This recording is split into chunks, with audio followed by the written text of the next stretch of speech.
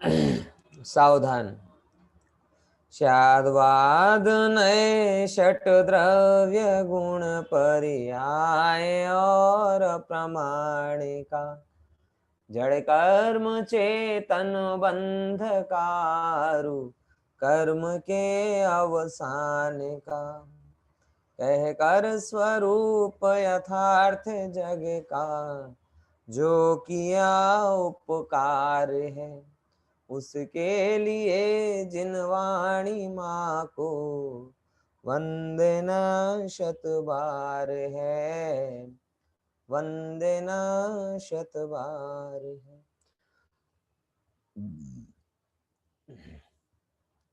આપણે ગઈ class miss થઈ, પણ આમ લાગે છે કે બધાએ ઘરે વાંચ્યું હશે અને બહુ સારી રીતે આ જે આપણે જે કોઈ પરિસ્થિતિમાં શું બહાર ગયો હતો, લોકોએ શાંતિથી એ બધું સાંભળ્યું હશે અને વિચાર્યું પણ હશે.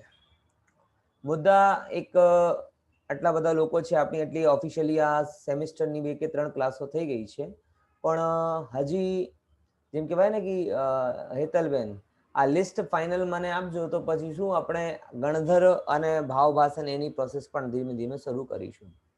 ઠીક છે. લાસ્ટ ક્લાસમાં તમારા લોકોએ ઓફિશિયલી આપણે એક નમોકાર મહામંત્ર વાંચવાનું કીધું હતું. કેટલા લોકોએ વાંચ્યું હશે આ નમોકાર મહામંત્ર? ઘણા સારા લોકોને આવ્યા હતા રિવ્યુ. વાંચ્યું હશે એના વિષયમાં પણ આપણે થોડી ઘણી ચર્ચા કરીશું. અચ્છા, ત્રીજા ચોથા નંબરની વાત એ છે કે આપણે જે લેસન કર્યો હતો શરૂ અહીંયાથી, આ લેસન કયો લેસન આપણું ચાલતું હતું? બોલો, કોણ કહેશે? કયો લેસન ચાલતું હતું આપણું? સાત તત્વ. સાત તત્વ, વેરી ગુડ. અને સાત તત્વ ક્યાં સુધી થયો હતો? હવે આપણે ડેફિનેશન ચાલુ કરવાની છે એમાં. હા, સાત તત્વમાં આપણે લગભગ ભાવ વાસનની અમુક વાતો થઈ હતી, અને ભાવ વાસન પછી એ દાખલો પણ આવ્યો હતો આપણો કે જેમાં હોડી અને માણસનું એક્ઝામ્પલ હતું, અને જેમ હોડીમાં બેસીને માણસ પાર થઈ જાય એમ સાત તત્વની સાચી શ્રદ્ધા કરીને આપણે પણ આ સંસાર સમુદ્રમાંથી પાર થઈ શકીશું. આ આપણી વાત થઈ ગઈ હતી. એમાં પણ જીવ કોને કહેવાય એની ચર્ચા થઈ ગઈ હતી. થતી કે નહીં? કોને કહેવાય જીવ? બોલો, જીવ કોને કહેવાય? જ્ઞાન દર્શન સ્વભાવી આત્માને જીવ તત્વ કહે છે. બહુ સરસ. જ્ઞાન દર્શન સ્વભાવી આત્માને કોણ શું કહેવાય છે? જીવ તત્વ કહે છે. તમે લોકોને મારી અવાજ બરાબર આવે છે કે નથી આવતી? મને તો મારી અવાજ એકદમ બહુ ફાટેલી સંભળાય છે. ખબર નથી કેમ, એરફોનમાં દિક્કત છે કે શું છે. વાંધો નહીં, આવે છે બરાબર આવે છે ને? મને મારી વધારે આવે છે હજી હોય તો. બરાબર, આવું જોઈએ ને. જીવના અંદરમાં વાંક હોય ને બીજાના વાંક શોધવા જાય. મારો એરફોન બગડેલો લાગે છે, મને એવું લાગે છે. બરાબર ને? ચાલો, આ મુદ્દા આપણે રહ્યા હતા. જીવ અને અજીવ બેની આપણે શરૂઆત કરી હતી એમાં, કે જીવ કોને કહેવાય અને અજીવ કોને કહેવાય. તો જીવમાં આપણે ચર્ચામાં લીધું હતું જ્ઞાન દર્શન સ્વભાવી આત્માને જીવ તત્વ કહેવાય છે, અને જ્ઞાન દર્શન સિવાયના બીજા બધા જે છે ઇન્ક્લુડિંગ બીજા જીવ દ્રવ્ય એ પણ શું છે? અજીવ તત્વના અંતર્ગત આવે છે. ઓકે, ડન ને? હું અત્યારે એને એટલા માટે અત્યારે આપણે સાત તત્વનો પૂરો કરીશું, પછી 3 પદનો અર્થ લઈશું અને પછી આપણે આગળની ચર્ચા જે આપણી છે એ શરૂ કરીશું. આવી રીતે આપણે આજની પ્લાનિંગ રહેશે. હવે થોડુંક હું લેસનમાં જવાની જગ્યા આ પીપીટી ઉપર જઈશ તો તમને સાત તત્વની ડેફિનેશન બધું ખબર પડશે. હું અહીંયા પીપીટી થી બતાવીશ. તમે લોકો ત્યાં અત્યારે તમને પીપીટી દેખાય છે? નથી દેખાતી હશે ને? શેર સ્ક્રીન કરવી પડશે તો દેખાશે. હવે દેખાશે. દેખાય હવે પીપીટી? હા, સરસ. ચલો, હવે એમાં આપણે કેટલી ચર્ચા થઈ ગઈ હતી આમાં જોતા જઈશું, પછી આપણે સહેજ આગળની ચર્ચા લઈશું. સુખ આપણે બધા જોઈએ છે, દુઃખથી બચવું છે, સાત તત્વની જાણકારી નથી માટે સુખ નથી થતા, પ્રયોજન શું છે એની વાત થઈ ગઈ, તત્વની ચર્ચા થઈ ગઈ હતી એ પણ વાત થઈ ગઈ છે, તત્વ સાત હોય છે, જીવ અજીવ બે છે, વિશેષથી આ થઈ ગયા. હવે જો અહીંયાથી આપણે આગળ વધીશું. જ્ઞાન દર્શન સ્વભાવી આત્માને શું કહેવાય? જીવ. અને એમાં શેના ઉપર જોડ છે? જાણવા ઉપર નહીં. એ ચેતન તત્વો એટલે આત્મા. આત્મા એ જ હું અને હું એ જ જીવ. એટલે હું અને જીવ કોઈ જુદા જુદા વસ્તુ નથી. આ વસ્તુ અહીંયા સમજવી જોઈએ. પછી જીવથી ભિન્ન બધા કેવા છે? અજીવ છે. અજીવના અંદરમાં બધા દ્રવ્ય આવી જાય છે, બાકી બધા. હવે જો અહીંયા આપણે એક સહેજ નાનકડી પરિભાષા અહીંયા દ્રવ્ય અને ભાવની અપેક્ષાથી લઈશું. આ કોમન બે સ્લાઇડ્સ છે ને. જો દ્રવ્ય અને ભાવ એટલે શું કહેવાય? પહેલા થોડાક એ સમજવાની વસ્તુ છે કે દ્રવ્ય એને કહેવાય કે જે બહાર જો બે પ્રોસેસ થઈ રહી છે, થઈ રહી છે નથી થઈ રહી.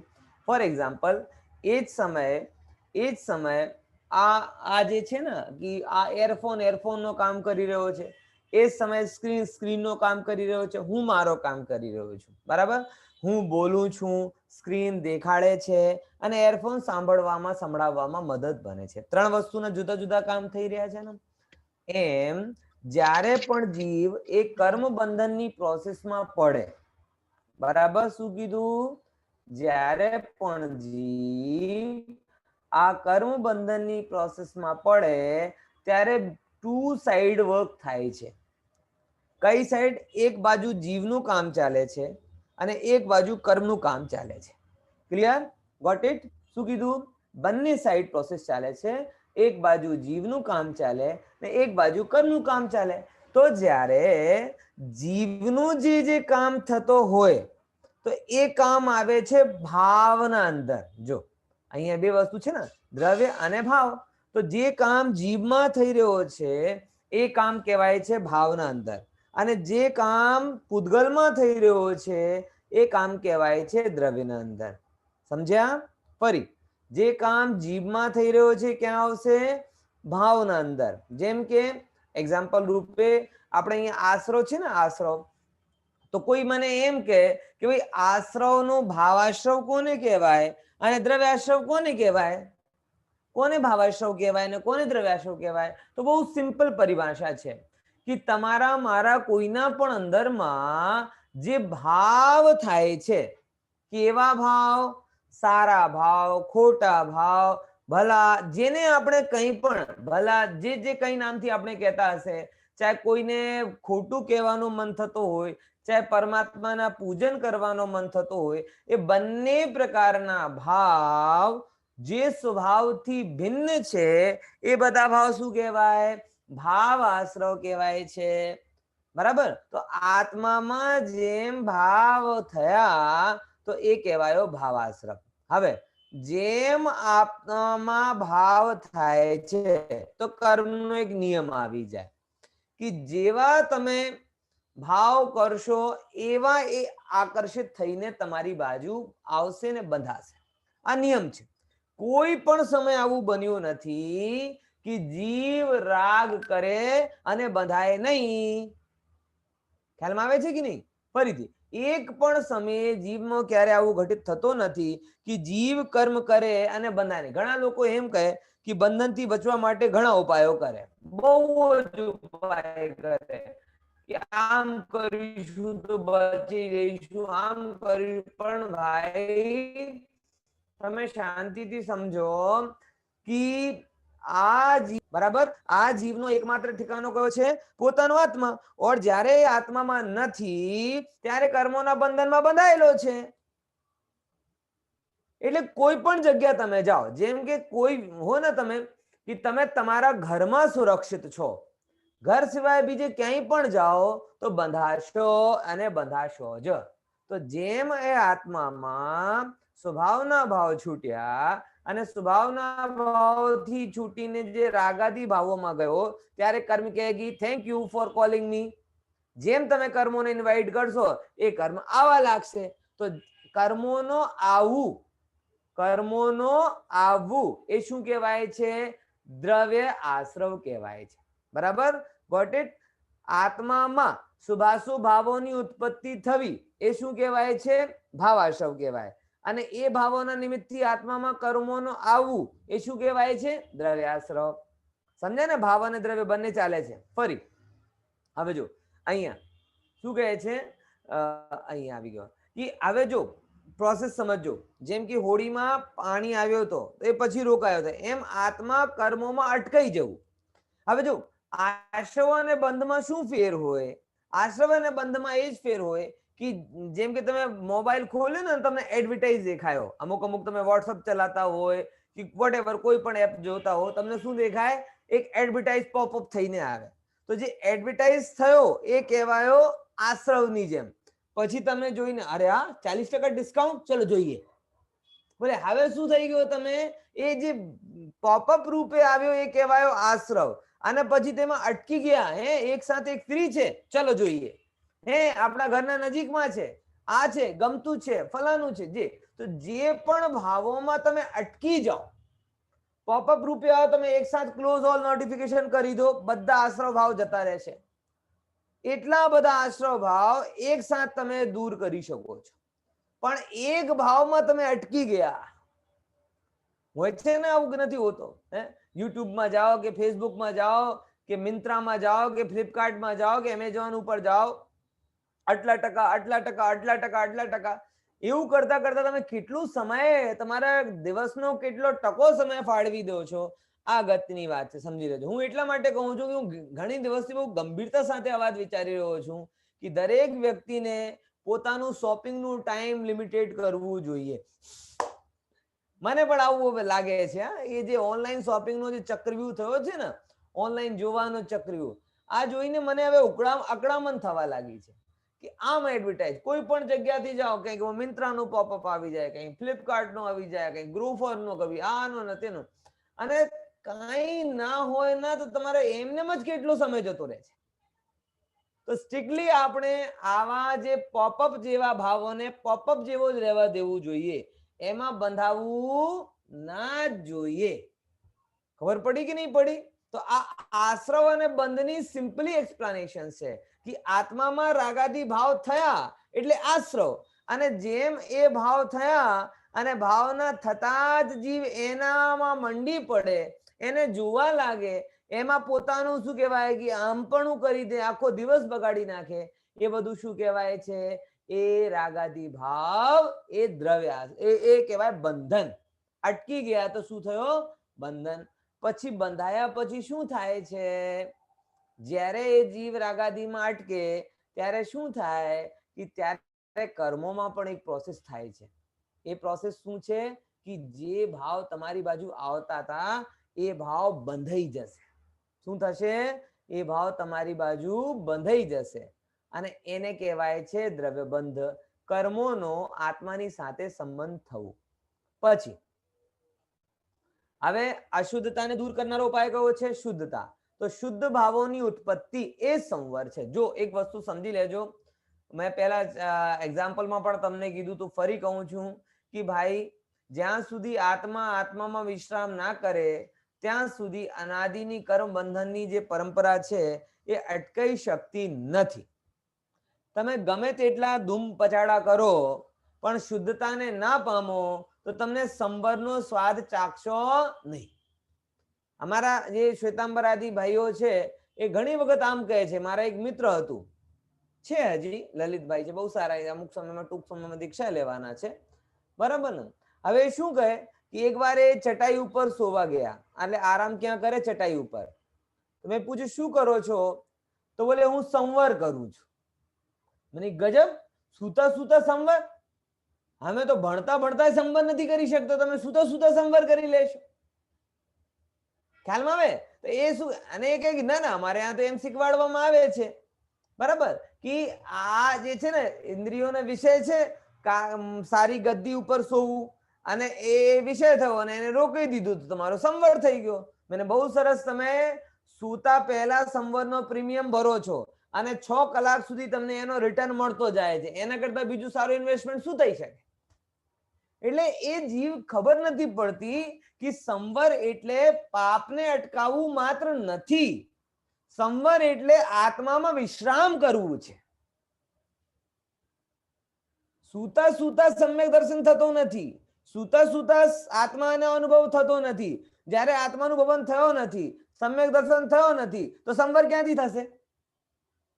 એટલે કમ્પલસરી સંવર માટે જેમ અશુભને છોડવો જરૂરી છે, એમ શુભ ભાવોના વિકલ્પ પણ છોડવાનું જરૂરી છે. અને આટલું અંતર ત્યાં આવે કે અશુભના વિકલ્પ છોડવું પડે છે અને શુભ સહેજતા સાથે છૂટી જાય છે. ખ્યાલમાં આવે છે કે નહીં? શું કીધું?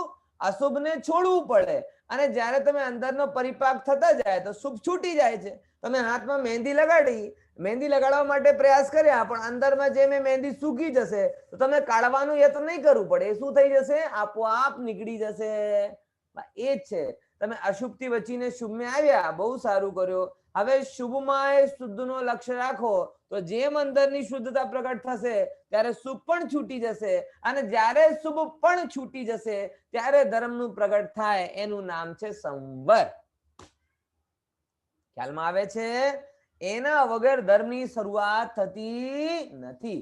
પાપને રોકવાનું નામ માત્ર સંવર નથી, શુભાશુભ ભાવોને રોકવાને અને એને રોકીને આત્મામાં વિશ્રામ કરવું, એનું નામ સંવર છે.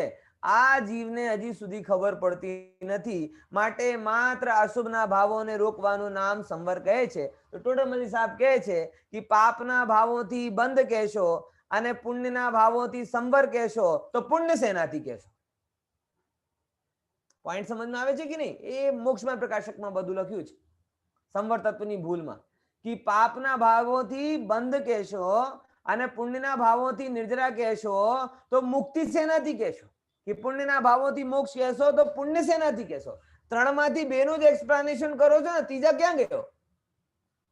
એટલે ભાઈ બહુ સિમ્પલ વસ્તુ છે.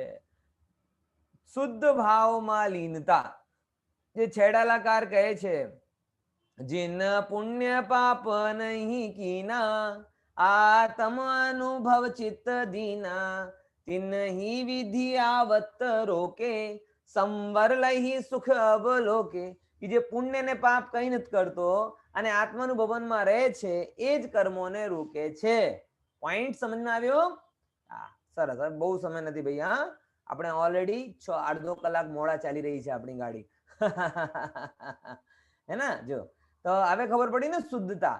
હવે એ સમય કર્મોમાં શું થાય? જ્યારે આત્મામાં શુદ્ધતા પ્રગટ થાય તો એ સમય કર્મોનું આવું રોકાઈ જાય. તો કર્મોનો આવો રોકાઈ જવું એનું નામ કહેવાય છે દ્રવ્ય સંવર. શુદ્ધતાનું પ્રગટ થવું એનું નામ કહેવાય છે ભાવ સંવર. હવે જો વૃદ્ધિ કોને કહેવાય? વૃદ્ધિ એટલે સોરી નિર્જરા કોને કહેવાય? કે જો તમે વિચાર કરો, તમને જે વસ્તુ ક્યારથી મળી ના હોય અને એ વસ્તુ તમને મળે તો તમે શું કરશો? વધારવાનો ભાવ કરશો ને એને, કે ભાઈ જેમ હજી સુધી મળી નથી હવે વધે.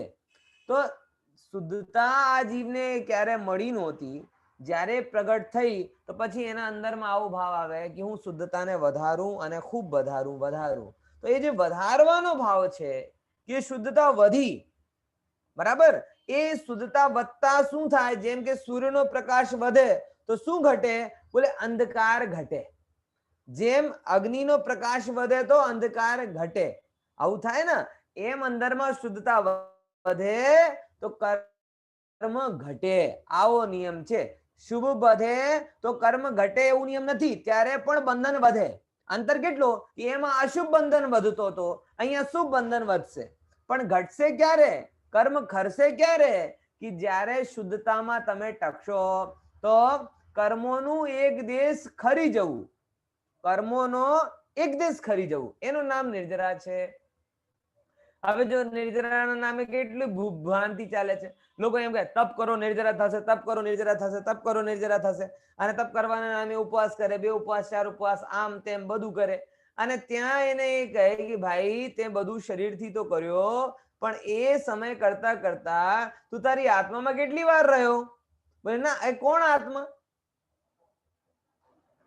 તો જ્યાં સુધી તમને આત્મામાં રહ્યા જ નથી તો કર્મ ખરશે ક્યાંથી? બાહરી તપ કોઈ નિર્જરાનું કારણ બનતો નથી, એ બંધનનો જ કારણ છે ભાઈ. સમજમાં આવે છે કે નહીં? હા, જો બહારમાં તમે વ્રત આદિ પાલન કરીને બહારના વિકલ્પોથી દૂર રહીને અંતરમાં આનંદ શોધો અને અંતરમાં આનંદ વધે ત્યારે નિર્જરા થઈ એમ કહેવાશે. બરાબર? અને જ્યારે નિર્જરા થશે ત્યારે પછી કર્મ એક બાજુથી ખરવા લાગશે. બરાબર? તો એક દેશ ખરી જવું નિર્જરા. હવે જો, હવે આત્માને કોઈ વસ્તુ તમને ગમતી હોય, હવે સંસારની વસ્તુ ને જગત ધર્મની વસ્તુમાં શું ફેર છે? સંસારની વસ્તુ અનંતકાળ સુધી ગમ શકતી નથી. ઘણા લોકોને એ છે કે આમ શિકાયત કે પહેલા તો તમે મને બહુ સારા લાગતા હતા, હવે નથી લાગે. હે આય ને હસબન્ડ વાઈફ પહેલા બહુ ધ્યાન રાખતા હતા, પહેલા બહુ ગમતું હતું, હવે નથી ગમતું. પણ ભાઈ એ જ બતાવે છે કે આ સંસાર છે. હે હા, જો પત્ની કે પતિ અનંત કાળ સુધી ગમે તો એનું નામ પતિ પત્ની ના થાય, એનું નામ મુક્તિ થઈ જાય. ઘરના વિષય ભોગો, કોઈ પણ વિષય ભોગો, જો અનંત કાળ સુધી ગમે તો વિષય ભોગ નામ જ ના પાવે, એ મુક્ત થઈ જાય. ખબર પડે છે કે નહીં? એટલે ક્યારે પણ જગતમાં આવું ઇરિટેશન નો ભાવ આવે ને, આપણે અપેક્ષા હોય. એકચ્યુઅલમાં શું છે કે જે વસ્તુ જે રૂપે થઈ શકતી નથી, આપણે એને એ રૂપે બદલવાનું ટ્રાય કરીએ છીએ. પોઈન્ટ સમજમાં? ફંડામેન્ટલ પ્રોબ્લેમ શું છે? જે રેત છે ને, રેત લિક્વિડ રૂપે નહીં થાય, લિક્વિડ રેત રૂપે નહીં થાય, પણ આપણે બધાને બીજો બગાડવાનું છે. ખુશ્બુને ડબ્બામાં બંધ કરવા જશો તો શું ખુશ્બુ રહેવાની છે? એનો સ્વભાવ ફેલવાનો છે. તમે એને ડબ્બામાં બંધ કરશો તો ક્યારે આવશે નહીં. એવી જ રીતે સંસાર અને મુક્તિનું અંતર છે ભાઈ. કોઈ વસ્તુ અનંતકાળ સુધી ગમી શકતી જ નથી. એટલા માટે કોઈ એવી અપેક્ષા રાખે કે આ મને પહેલા સારું લાગતું હતું, આ અત્યારે કેમ સારું નથી લાગતું, આ પહેલા મારો આટલો ધ્યાન રાખતું હતું, હવે કેમ રાખતું નથી. ભાઈ આ બધું સંસારના ચિહ્નો છે, એમાં કઈ નવાઈ છે જ નહીં. અપેક્ષાનો બોજ ક્યારે સંબંધો ઉપર લાદતા નહીં, કેમ કે એ જ્યારે પણ લાગશો તમે નિષ્ફળ થવાના. કેમ કે અનંત કાળ સુધી આ બિલકુલ ક્લિયર કટ સમજ છે કે કોઈ જીવ અનંત કાળ સુધી સંતોષ માત્ર આપણી પોતાની આત્મામાં જ માંડી શકે છે. આત્મા સિવાય બીજું ક્યાંય પણ જાય એને રત્તી માત્રનો સંતોષ મળવાનો નથી. એટલા માટે જ્યારે આપણે શુદ્ધતાનું પ્રગટતા થઈ ત્યારે મનમાં આવું થાય કે આવી શુદ્ધતા અનંતકાળ સુધી રહે, આવી શુદ્ધતા અનંતકાળ સુધી રહે. તો માત્ર શુદ્ધતા જ એવી વસ્તુ છે જે અનંતકાળ સુધી ટકી શકે. અને જ્યારે તમે અનંતકાળ સુધી સુખી થઈ જશો એનું નામ છે મોક્ષ દશા. અને જ્યારે એ ભાવ મોક્ષ દશા, અને જ્યારે આ દશાનો પ્રતાપ તમને ત્યાં બહારમાં દેખાશે તો શું દેખાશે? એક પણ કર્મ તમને અડશે નહીં. તો આત્માની શુદ્ધ ભાવોની પૂર્ણતા, એનું નામ પછી થઈ જશે ભાવ મોક્ષ. હવે જો આશવ કોને કહેવાય એ જ આપણે પરિભાષામાં લીધી હતી, એ જ લેસનમાં પણ વસ્તુ છે. આપણે શેનાથી ભણવું છે? નોટબુક થી કે એનાથી ભણી લો. નોટબુક થી બધા ભણી લેશો ને. શેનાથી ભણવું છે? બરાબર, હમણાં તમને પૂછતા નથી, પણ તમે અત્યારે એમાં જુઓ અને નોટબુકમાં ટેલી કરજો. જે આપણી ટેક્સ્ટ બુક છે ને, ટેક્સ્ટ બુક જે વિતરાગ જ્ઞાન આ વાળી વિતરાગ જ્ઞાનમાં ટેલી કરજો. એ ડેફિનેશન ત્યાં મળશે. બરાબર, એ પોઈન્ટ કરીને તમને અત્યારે હું એને વાંચું માત્ર છું. તો જે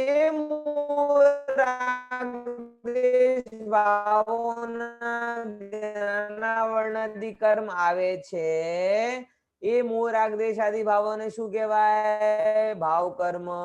આદિ કર્મ આવે ને કહેવાય દ્રવ્યાશો. ફરી બંધ કોને કહેવાય? બંધ કોને કહેવાય? આત્માનો અજ્ઞાન મોહ રાગ દ્વેષ આદિ પુણ્ય પાપ આદિ ભાવોમાં અટકાઈ જવું એનું નામ ભાવ બંધ છે. અને એના નિમિત્તથી કર્મોનો જીવ સાથે બંધાઈ જવું એનું નામ દ્રવ્ય બંધ છે. બરાબર? હવે પછી પ્રશ્ન આવે. હા બોલો, કોઈનો પ્રશ્ન હતો? આપે કીધું કે આત્માના શુદ્ધ ભાવોની મુક્તતા એટલે ભાવ શુદ્ધ ભાવોની મુક્તતા નહીં, શુદ્ધ ભાવોથી આત્મા શુદ્ધ ભાવોમાં રહેવું અને અશુદ્ધ ભાવોથી છૂટી જવું સર્વથા કાલ માટે. લાઈનથી સમજો, ધ્યાન ભાવોની મુક્તતા નહીં ને? શુદ્ધ ભાવોની મુક્તતા તો થઈ શકતી નથી, તો સ્વભાવ છે. શુદ્ધ ભાવોથી જીવ મુક્ત થાય છે એમ. શુદ્ધ ભાવોથી મુક્ત નથી, શુદ્ધ ભાવથી અશુદ્ધતાથી જીવને મુક્તિ મળે છે એમ સમજી લો. બરાબર ને? હા ચલો. દેખાય છે ને કે અત્યારે શું દેખાય? હા, એ શેર સ્ક્રીન નું ઓપ્શન નહીં હતું. હા ચલો, તો આશ્રવ બંધના વિશેષ કોને કહેવાય? બોલે શુભ રાગ, બરાબર, એટલે પુણ્ય ભાવ, અને અશુભ રાગ એટલે પાપ. એ બધા શું છે? બોલે એ બધા આશ્રવ બંધના જ ભાઈબંધ છે. બલકી આશ્રવ ભાઈબંધ નથી, આશ્રવ બંધ જ છે એમ સમજી લેવાનું. પણ ફરક કેટલો છે? કે ફરક એટલો છે કે જે ગમે આપણે, બરાબર, એ કહેવાય પુણ્ય, અને જે ના ગમે એ કહેવાય છે પાપ. પણ જ્ઞાની એમ કહે કે પુણ્ય હોય કે પાપ હોય, આત્મા માટે તો બંને સંસારનો જ કારણ છે. બરાબર. આપણે આચાર્ય બહુ સરસ એક્ઝામ્પલ આપે છે એક જગ્યા, કે જેમ આપણે ઘરમાંથી કચરો છે ને, કચરો, બધું કચરો બહાર કાઢી દઈએ છીએ, બરાબર, સારું ખોટું જે કંઈ પણ હોય ને બધું કચરો ઘરથી બહાર કાઢી દઈએ. પણ ત્યાં ભંગારવાળા ફરતા હોય, એ કચરામાંથી સિલેક્શન કરે. અને કચરામાંથી સિલેક્શન કેવું કરે કે ના ના, એ કોથળી તો 10 રૂપિયા કિલો વેચાશે, એ દૂધની કોથળી 2 રૂપિયા કિલો વેચાશે, પ્લાસ્ટિક આટલા વેચાશે. તો જે આપણે કચરો કાઢી દીધું છે, એ ભંગાર વાળો શું કરે? એમાંથી સિલેક્શન કરવા જાય. એમ આચાર્ય આપણે એમ ફરમાવે છે કે જ્ઞાનીઓએ તો શું કર્યો છે કે જ્ઞાનીઓએ તો બધું અશુદ્ધતાને કચરો જાણીને બહાર કાઢી દીધી છે. એમાં અજ્ઞાની જેવો ભંગાર વાળો, પસ્તી વાળો શું કરે કે જે રિજેક્શન છે એમાં સિલેક્શન કરવા જાય કે ના, આ તો બરાબર છે, આ આટલા ભાવ વેચાશે, આ આટલા ભાવ વેચાશે. શેઠ અને સાહુકાર તો આવું કરશે નહીં. બરાબર ખ્યાલમાં આવે છે કે નહીં? સમજમાં આવે છે? તો જ્ઞાની એ તો શું કરે કે જ્ઞાની તો બધા ભાવોને હે જાણીને છોડી દે છે. ઠીક છે ને? જો અહીંયા આપણે થોડુંક વિચારીશું કે ક્યાં ગયો? હા, જો હવે અહીંયા સંવર કોને કહેવાય? અહીંયા વાત આવશે. તો મોહાદી ભાવોના આત્માના શુદ્ધ ભાવોથી અટકાઈ જવું, એનું નામ ભાવ સંવર છે. આત્મામાં જે ભાવ થતા હતા ને અશુદ્ધતાના, એ ભાવ શુદ્ધતાને લીધે રોકાઈ ગયા, એનું નામ ભાવ સંવર. અને નવા કર્મોનો આવવાનો અટકાઈ ગયો, એનું નામ દ્રવ્ય સંવર. એ આપણે પહેલે ચર્ચા કરી. પછી જો શુદ્ધ ભાવોની વૃદ્ધિ, શુદ્ધ એટલે કયા ભાવ? વિતરાગી ભાવ, બરાબર. તો વિતરાગ ભાવોની વૃદ્ધિ એ ભાવ નિર્જરા.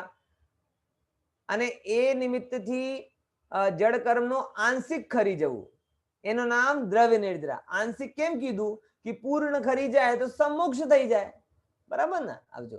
અને એમાં શુદ્ધતા વધે તો શુભાશુભ ભાવોનો પણ આંશિક નાશ થાય. એ વસ્તુ કર્મ તો નષ્ટ પામે જ છે, પણ આત્માની અશુદ્ધતા પણ નષ્ટને પામે છે. સમજો. પછી મોક્ષ કોને કહેવાય? એટલે અશુદ્ધ દશાનો સંપૂર્ણ નાશ થવું અને આત્માની નિર્મલ પવિત્ર દશાનો પ્રગટ થવું, એનું નામ ભાવ મોક્ષ છે. બે વસ્તુ છે, એક તો સાર્વકાલિક અને સંપૂર્ણતયા. શું કીધું? સાર્વકાલિક અને સંપૂર્ણતયા. બે અર્થ સમજો કે મોક્ષ દશા થઈ ગઈ પણ કઈક અંશમાં દબાયેલો મોહ પડ્યો રહ્યો તો બોલે મોક્ષ કહેવાશે? બોલે ના. કેમ? કેમ કે બહારથી તો નીટ એન્ડ ક્લીન દેખાય છે, પણ અંદરમાં શું પડ્યો છે? અશુદ્ધતા પડી છે. તો દબાયેલી અશુદ્ધતાને મોક્ષ કહેતા નથી. પછી બીજા નંબરની વાત કે આજે તો શુદ્ધતા છે, કાલે ફરી અશુદ્ધતા આવી જાય તો શું ફેર પડશે? શું કહેવાશે? બોલે આજે અશુદ્ધતા છે અને આજે શુદ્ધતા છે અને કાલે ફરી અશુદ્ધતા આવી જાય તો આવી ટેમ્પરરી શુદ્ધતાનું નામ મોક્ષ નથી. આજે જે અશુદ્ધતા નથી એ અનંત કાળ સુધી ના જ હોય, એનું નામ મોક્ષ છે. ખબર પડી? નહીં તો ફરી થાય એનો શું મતલબ છે? કર્જા, જેમ કે મારી પાસે 1000 રૂપિયાનો કર્જા છે, મેં કોઈ બીજા વ્યક્તિથી 1000 લીધા અને એ વ્યક્તિ માટે દીધા, તો કે ના ના મારો કર્જો ઉતરી ગયો? બોલે ના, ફરી બીજાનો કર્જા જતો રહ્યો, આવી ગયો, બીજા પછી ત્રીજાનું. આવી રીતે કર્જાઓથી દૂર ક્યારે કહેવાય? જ્યારે કોઈ પણ કર્જા જીવ ઉપર ના રહે ત્યારે કમ્પ્લીટ મુક્ત કહેવાય. તો પૂર્ણકાલિક અને પૂર્ણ રૂપેણ બે વસ્તુ કીધી. શું કહ્યું? પૂર્ણકાલિક અને પૂર્ણ રૂપેણ આવી મુક્ત દશાને ભાવ મોક્ષ કહેવાય છે. અને જ્યારે આવી પ્રગટ થાય ત્યારે શું થાય કે કર્મોનો સર્વથા નાશ થઈ જાય એનું નામ દ્રવ્ય મોક્ષ પણ કહેવાય છે. બરાબર. આ જીવને સમજો, એની ઉપર પણ આપણે ચર્ચા થઈ ગઈ હતી થોડી. એ બંને સ્લાઇડ ઉપર આપણી ચર્ચા થઈ ગઈ હતી. તોય આપણે આ લઈશું. આનો તો પછી પ્રશ્ન કર્યું, તત્વ સાત જ કેમ છે? તત્વ સાત જ કેમ છે? તો સૌથી પહેલા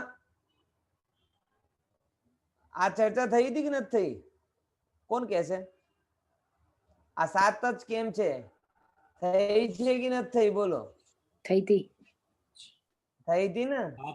કોને કીધું? થઈ ગઈ છે. એ થઈ ગઈ. હા, થઈ ગઈ છે એટલા માટે એને પણ નથી લેતો, હે ને? દ્રવ્ય દ્રષ્ટિ પણ થઈ ગઈ હતી. હવે જો ઉપાધિ વાળી ચર્ચા પણ થઈ ગઈ હતી. હવે જીવ કેવા છે? જો આશ્રય કરવા યોગ્ય કયો છે? જીવ. આ જીવ શું છે? જાણવા જેવું છે. હવે જો સાત તત્વનું સાર આપણે અહીંયાથી સમજીશું. જો એક ઇમ્પોર્ટન્ટ વસ્તુ કે સાત તત્વની પરિભાષા ગોખવાનું નામ સમ્યક દર્શન નથી. શું કીધું? સાત તત્વની પરિભાષાને ગોખવાનું નામ સમ્યક દર્શન નથી. સાત તત્વમાં હેગ ને ઉપાદેયનો શ્રદ્ધાન હોવો જરૂરી છે. આપણે બધા, હું તમને સાત તત્વની પરિભાષા બતાવી શકું છું. બતાવી શકું છું કે નથી બતાવી શકતો? બતાવી દીધી તો સમ્યક દર્શન થઈ ગયું ને? હે ના, આવી રીતે સમ્યક દર્શન ના થાય. હું એક જગ્યાએ ગયો હતો, ગાંધીધામ જ ગયો હતો, અત્યારે નહીં, પહેલા ગયો હતો. ત્યારે એક બ્રહ્મચારિણી બેન ક્લાસ લેતા હતા. અને ક્લાસ લેતા લેતા શું કહે ખબર છે? એ ક્લાસ લેતા લેતા એમ કહેતા હતા કે જો તમે લોકો અત્યારે સાત તત્વ શીખો છો ને, બસ તો તમે સાત તત્વ શીખ્યા એટલે સમ્યક દ્રષ્ટિ થઈ ગયા. હવે તમે શું પહેલા બહિરાત્મા હતા, હવે અંતરાત્મા બની ગયા એટલે સાત તત્વ શીખી ગયા એટલે અંતરાત્મા થઈ ગયા. બ્રહ્મચારિણી બેન આમ સમજાવતા હતા. કોઈ એમ તેમ નથી, ટોમ ડીક એન્ડ હેરી ટાઈપ માણસ નથી. બ્રહ્મચારિણી બેન હતા અને એમ સમજાવતા હતા કે તમને હજી સુધી સાત તત્વ નો હતો એટલા માટે તમે બહિરાત્મા હતા. હવે તમને સાત તત્વ આવડી ગયા એટલે તમે અંતરાત્મા થઈ ગયા. હવે તમે બસ મુનિ દીક્ષા ધારણ કરો તો તમે પરમાત્મા બની જશો. લો, પટી ગયો વાત. તો સાત તત્વની ડેફિનેશન ગોખવાનું નામ સમ્યક દર્શન નથી. સાત તત્વમાં ત્રણ મુદ્દા નીકળીને આવે: હે, જ્ઞેય અને ઉપાધિ. શું કીધું? હે, જ્ઞેય અને ઉપાધિ. જેમ કે આખી બિઝનેસમાં કોઈ લાભ હાનિનો પ્રોફિટ કેલ્ક્યુલેટર ઉપર જોઈ લે તો એના અકાઉન્ટમાં કઈ આવી જતો નથી. અને સપનામાં જોઈ લે કે મારે 5 કરોડ રૂપિયા ડૂબી ગયા તો એના અકાઉન્ટ થી કઈ જતો નથી. ઘણા વ્યાપારીઓને આવા સપના આવે, પંડિતોને પંડિતાઈના સપના આવે, તો વાણિયાને કેવા સપના આવે કે પંડિતજી ઘણી વખત ઊંઘમાંથી જાગ્યા. બોલે કેમ? કેમ કે એવો સપનો આવે કે 5 કરોડના રૂપિયા ડૂબી ગયા.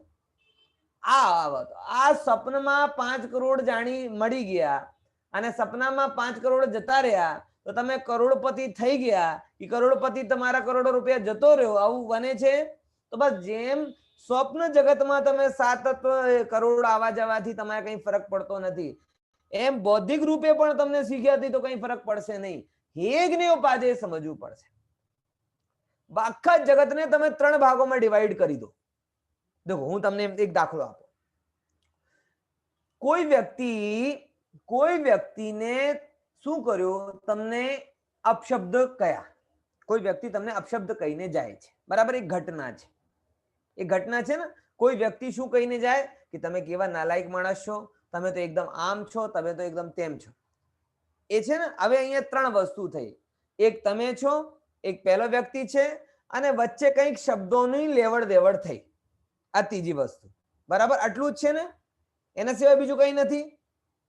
ફરીથી કહું, આ સિચ્યુએશન સાસ બહુમાં પણ, હસબન્ડ વાઈફમાં પણ, બાપ દીકરામાં પણ, ફ્રેન્ડ્સમાં, બધી જગ્યાએ આ વસ્તુ એપ્લાઇડ થશે કે બે વસ્તુ છે. એક બાજુ તમે છો, બીજી બાજુ એ છે અને પછી શબ્દોની લેવડ દેવડ થઈ. હવે એમાં સાતત્વ કેવી રીતે લગાડશો? સમજો કે એક તો તમે એમ વિચારવાનું કે આ જીવ તત્વ છે, તો જીવ તત્વ તમારા માટે શું છે? જીવ તત્વ તમારા માટે શું છે? ઉપાધિ. I is always capital, but what is the means of I? I means myself, it means soul, આત્મા. એ હું છું. તો મારા માટે કોણ ઉપાધિ છે? કે જીવ ઉપાધિ છે, બરાબર? હવે જીવ ઉપાધિ એટલે શું હોય તમે એમ સમજો કે 60 વર્ષની ડોસીમાં હોય ને અને આમ રસ્તામાં જતી હોય ને કોઈ ચેન સ્નીચર આવે ને અને ચેન ખીંચીને જાય તો ડોસીમાને શું લાગે કે મારા માટે કોણ ઉપાદેય છે? આ સોનાની ચેન મારા માટે ઉપાદેય છે કે નહીં? હવે ચેન ઉપાદેય જ્યારે એને એમ લાગે તો ચેન સ્નીચર ખેંચીને જાય તો માં અથડાઈ જાય છે ડોસીમાં, પણ ચેન છોડતી નથી. છોડે છે ચેન? કેમ? કેમ કે એને ચેન શું લાગે છે? ઉપાદેય લાગે છે. હવે સાચું કહો કે કોઈ તમને અપશબ્દ કહીને જાય, તમને જેવી રીતે ચેન આમ આમ પકડી લીધે, ઘણા તો વિડીયો આવે ને ઘસડાઈ જાય, અથડાઈ જાય, હાડકા તૂટી જાય, એની પણ ચિંતા થતી નથી. પણ શું ના જવું જોઈએ? મારી આ ચેન ના જવું જોઈએ. બોલો, મારી ચેન ગઈ તો મારો ચેન જતો રહેશે. શું ચેન જતો રહેશે? એમ કેટલી ઉપાધિ. આટલું ધ્યાન રાખજો. જ્યારે કોઈ સંયોગ તમારી શાંતિને સ્નેચ કરવામાં આવે ને ત્યારે જેમ તમને ચેન પકડી લીધી છે ને એવી રીતે પોતાની આત્માને પકડી લેજો, છોડતા નહીં. એ ઉપાધિ પણ કહેવાય. હવે સમજો એ સિચ્યુએશન ઉપર આપણે આવીએ કે આત્મા મારા માટે ઉપાદેય છે ઇન ધ સેન્સ કે મને શાંતિમાં રહેવું મારો અધિકાર પણ છે, મારો લક્ષ્ય પણ છે અને મારા હિતકર પણ છે. શાંતિમાં રહેવું શું છે? હું 3 વસ્તુ કહું છું. શાંતિમાં રહેવું શું છે મારા માટે? મારું લક્ષ્ય પણ છે, મારો હક એટલે રાઈટ પણ છે અને એ મારા માટે હિતકર પણ છે. એટલે કોઈ પણ રીતે મને મારી શાંતિ બગાડવાની નથી. હવે સિચ્યુએશનમાં સામે શું આવ્યું? કોઈ વ્યક્તિ. એ વ્યક્તિ કોણ? તમારો મિત્ર, તમારો પતિ, પત્ની, ભાઈ, કોઈ પણ વોટેવર. એ તમારાથી કઈ અપશબ્દ કહીને ગયો તો પહેલા એ કયો તત્વ હતો? પહેલો એ કયો તત્વ હતો? મિત્ર હોય, ભાઈ હોય, શત્રુ હોય, પિતા હોય, પત્ની હોય, પતિ હોય. કયો તત્વ છે? બોલો, 7 તત્વ અંદર માં કયા તત્વના અંદરમાં આવશે? જીવ. જીવ કે અજીવ? અજીવ. અજીવ જ ભાઈ. જીવ તો તમે પેલા ઉપાદેય થઈ ગયા. બોલે ના ના ના, બીજાના પિતાજીની વાત નથી કરતો, મારા જ પિતાજીની વાત કરે. તારા પિતાજી પણ તારા માટે અજીવ છે. તારા પિતાજી, તારા પતિજી, તારી પત્નીજી બધા અજીવ છે.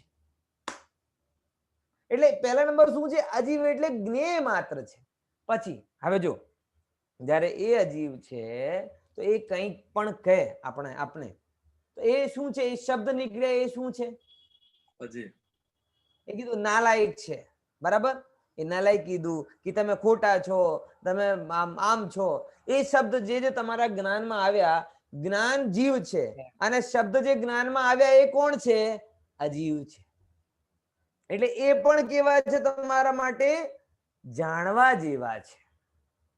અજીવ કયો તત્વ છે? જ્ઞેય તત્વ છે. હવે સમજો, એ વ્યક્તિ એ છે કે એ શબ્દ સાંભળીને મારા અંદરમાં જે ખરાબ ભાવ થયા એ હે છે. બોલો, હવે અહીંયા પેચ ફસે છે. અહીંયા વિચાર આવ્યો કે કોણ હે છે? એ વ્યક્તિ હે છે કે એના નિમિત્તે તમને જે ભાવ થયા એ હે છે? તો વ્યક્તિ તો અજીવના અંદરમાં આવ્યો એટલે જ્ઞેય તત્વ રહ્યો અને એ સાંભળીને તમારા અંદરમાં આવો ભાવ થયો કે આની તો નેચર જ આવો છે, આ તો સાવ મને હું એટલા માટે સારું કહું છું ને, પણ પછી તો કોઈ બાકી રહે? પછી તો બોલવામાં બધાને બોલવામાં કેટલું નીકળે, બોલે ના તો કમ મનમાં તો કેટલા વિકલ્પ ચાલે. બોલો હું એના માટે એટલું કરું, એને સહેજ પણ માન નથી ને, ફલાનો નથી ને, ઢીમકો નથી, આખી જિંદગી મેં એની પાછળ બગાડી છે, એના માટે રાત દિવસ એક કર્યા છે, ફલાનું છે, એટલું બધું બોલ આવે. એ કેમ આવે છે? બોલે આપણે લાગે છે પેલો વ્યક્તિ હે છે, જ્યારે વસ્તુ સ્થિતિમાં એ વ્યક્તિ હે નથી. કોણ હે છે?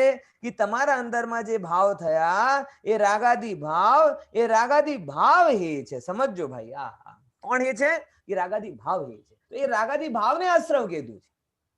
તો તમને કોણ હે લાગે છે? તમને વ્યક્તિ હે લાગે છે. જબકી કોણ હે હોવું જોઈએ? બોલે એ અંદરમાં થનારા ભાવો હે હોવા જોઈએ. એ આશ્રવ. પછી છોડવું છે તો કોને છોડવું છે? આ વ્યક્તિને છોડવું? ના ના, એને તમારી કદર નથી, તમારો ભાવ બગાડે છે, એને છોડીને જતી રહીશ. તો છોડીને જતાથી સંવર થઈ જશે. હું તો એ કહું, કોઈની જોડે વાત કરવાનો બંધ કરી દો. વાત કરવાનો તમને કશાયને લીધે બંધ કર્યો ને, તમને કશાયની ફિક્સ ડિપોઝિટ કરી દીધી. શું કરી? આપણે એવું કહીએ ને, ઊંધા ઊંધા વિચાર આવે. કોઈની જોડે ઝઘડો થાય એની જોડે વાત કરવાની બંધ કરી દીધી. વાત કરવાની બંધ કરવાથી કોઈ કશાય ઓછી થઈ જશે? અરે કશાય ડબલ થશે. ફિક્સ ડિપોઝિટમાં આવી ગઈ. શું આવી ગઈ? ફિક્સ. હવે હવે વ્યાજ મળતો જ રહેશે તમને. તો છોડીને જવાનું નહીં. એ અંદરમાં રાગાદી ભાવ કાઢવા તો સંવર થશે, અને પછી એનાથી નિર્જરા થશે, અને પછી એનાથી મોક્ષ થશે. ખ્યાલમાં આવે છે? તો આખા જગતને તમે આમાં તો એક એક્ઝામ્પલ આપ્યો. સોનાની વીંટી પડી હોય, સોનાનો હાર પડ્યો હોય, તો આ હાર મારા માટે જ્ઞેય છે, હું મારા માટે ઉપાદેય છું, અને એને જોઈને કોઈને મને જે લેવાનો મન થયો ને, એ હે છે, એ આશ્રવ છે. તો આખા જગતને હેગ ને ઉપાદેયમાં ડિવાઈડ કરી દો, એનો નામ સાચો શ્રદ્ધાંત છે. બરાબર? બધી જગ્યા તમે આવું જ લગાડો કે કોણ હે છે, કોણ ઉપાદેય. બોલે જે અમારા અંદરમાં ભાવ થયા, રાગાદી ભાવ, એ બધા રાગાદી ભાવ હે છે. બરાબર? અને એ રાગાદી ભાવ થી અહીંયા જો, અહીંયા આવી ગયો ને, અહીંયા આ રહ્યો. શુભ અશુભ ભાવ બંને, રાગ પુણ્ય બંને છોડવા આશ્રવ હે છે. અને સંવર અને નિર્જરા એક દેશ ઉપાદેય છે. અને મોક્ષ કેવો છે? સર્વથા ઉપાદેય છે. બરાબર?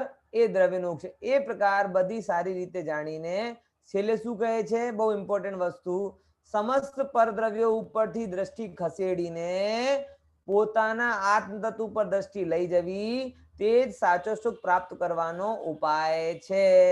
પોઈન્ટ સમજમાં આવે છે? ખ્યાલ આવે? આ બધું તમે વાંચી લેજો. હા, કોણ હે છે, કોણ ઉપાદેય, વાત આપણી થઈ ગઈ લગભગ. એક અહીંયા વાત આવે કે પુણ્ય ને પાપ બંધ સાથે કેમ જોડી દીધા?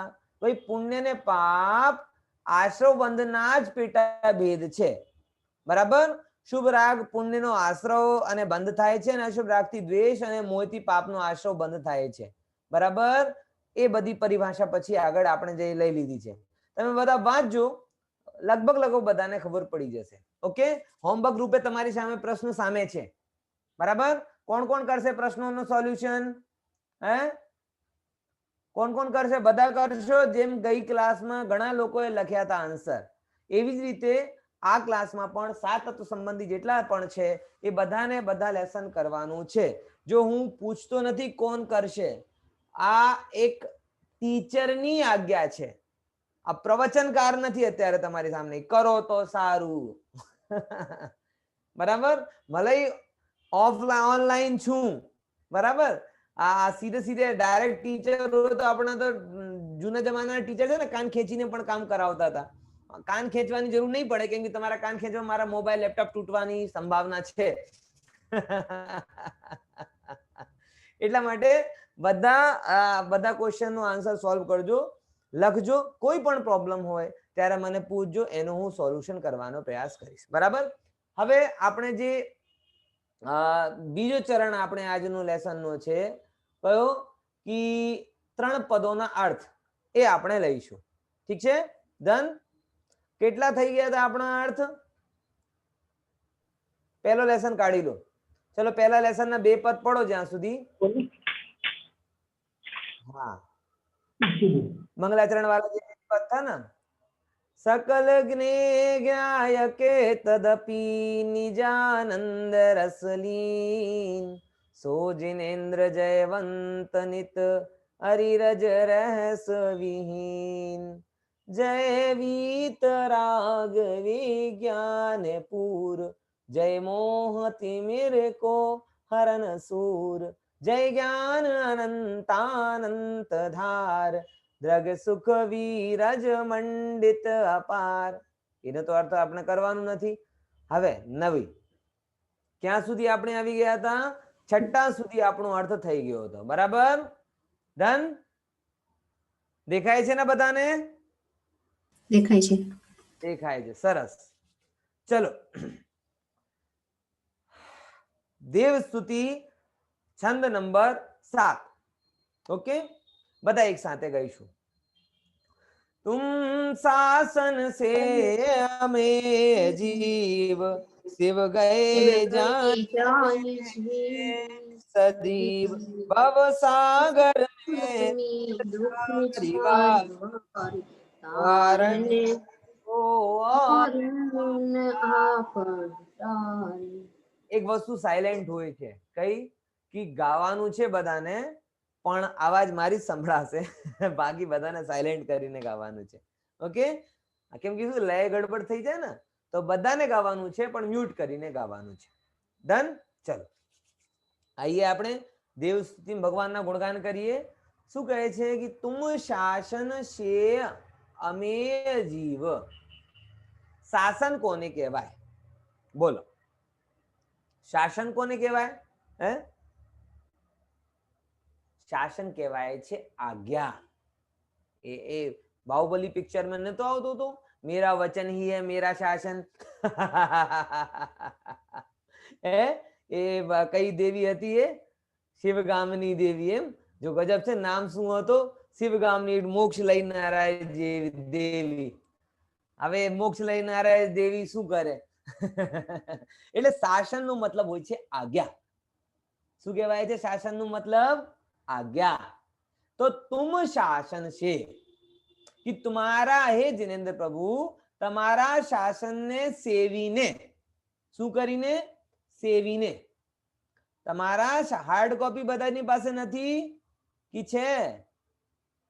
હે, એ સામે રાખવાનું. હા, હું તમારા લોકોને જોઉં તો તમે પછી એમ થઈ જાય કે અમે સ્ક્રીન ઉપર કઈ દેખાતો નથી. ચલો દેખાડી દઉં. તુમ શાસન કે તમારી આજ્ઞાનું સેવન, સે એટલે સેવન કરીને, અમે જીવ. અમે એટલે અનકાઉન્ટેબલ, અમે એટલે જેની ગણના નથી, એવા અનેકો જીવ શિવ ગયે એટલે જતા રહ્યા. ક્યાં ગયા? ક્યાં ગયા? શિવ એટલે મોક્ષ, શિવ મતલબ મોક્ષ છે. બરાબર? તો તમારું શાસનનું સેવન કરીને અમે એટલે અનેકો જીવ મોક્ષ જતા રહ્યા. જહી એટલે જાય છે, અને જે હે એટલે જશે. સદીવ એટલે સદાકાલ, ત્રૈકાલિક સત્ય છે. દેખો ભાઈ, 100% વાત તો આ જ છે કે આ જીવ, જે આપણે જેવા જીવ છીએ, આ સંસારમાં બીજું કોઈ મોક્ષમાં લઈ જનારી એજન્સી તો છે જ નહીં. મોક્ષમાં લઈ જનારી એજન્સી એક જ છે, જિનેન્દ્ર ભગવાનની વાણી. બરાબર? તો જે જીવ જિનેન્દ્ર ભગવાનની વાણીનો સેવન કરશે, એ જીવ મોક્ષમાં ગયા છે, મોક્ષમાં જાય છે, અને મોક્ષમાં જશે જ. બરાબર? એ સિવાય બીજા કોઈ મોક્ષમાં લઈ જનારો નથી. એનું કારણ છે કે જે મોક્ષ જતા રહ્યા છે એ જ મોક્ષનો રસ્તો તમને બતાવશે ને. જે મોક્ષમાં ગયા જ નથી, ક્યાંથી બતાવશે? પોઈન્ટ સમજ આવે ને? તો તુમ શાસન સે અમે જીવ શિવ ગયે જાહી અને જેહે એટલે જશે. કેમ કે ભગવાન મુક્ત છે, બાકી કોઈ મુક્ત છે જ નહીં. હવે જો, ભવ સાગર મેં દુઃખ છાર વાર. આ સંસારમાં કેટલો દુઃખ છે? ક્ષાર વાર. આ સંસાર કેવો છે કે દુઃખનો દરિયો છે.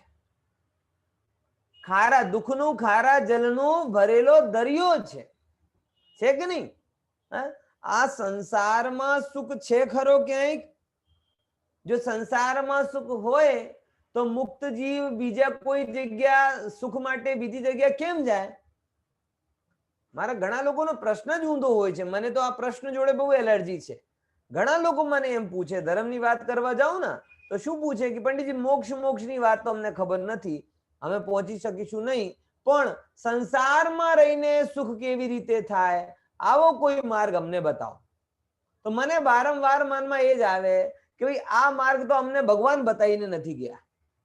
ભગવાન પણ એમ જ કહીને ગયા કે સંસારમાં અમને સબ વિધિ સંસાર અસારા, આમે સુખ નહીં લગારા, કે સંસારમાં કઈ સુખ છે જ નહીં તો ક્યાંથી મળશે? ખ્યાલમાં આવે છે કે નહીં? એટલે જે ક્વેશ્ચન જ ખરાબ છે. સંસારમાં રહીને સુખ મળે, આ વૃત્તિ એવી જ વૃત્તિ છે કે જે અગ્નિ પાસેથી શીતલતાની અપેક્ષા રાખે. અગ્નિ પાસેથી શીતલતાની અપેક્ષા રાખનારો માણસ કમ્પલસરી દુઃખી જ થાય છે, સુખી થતો નથી. બરાબર.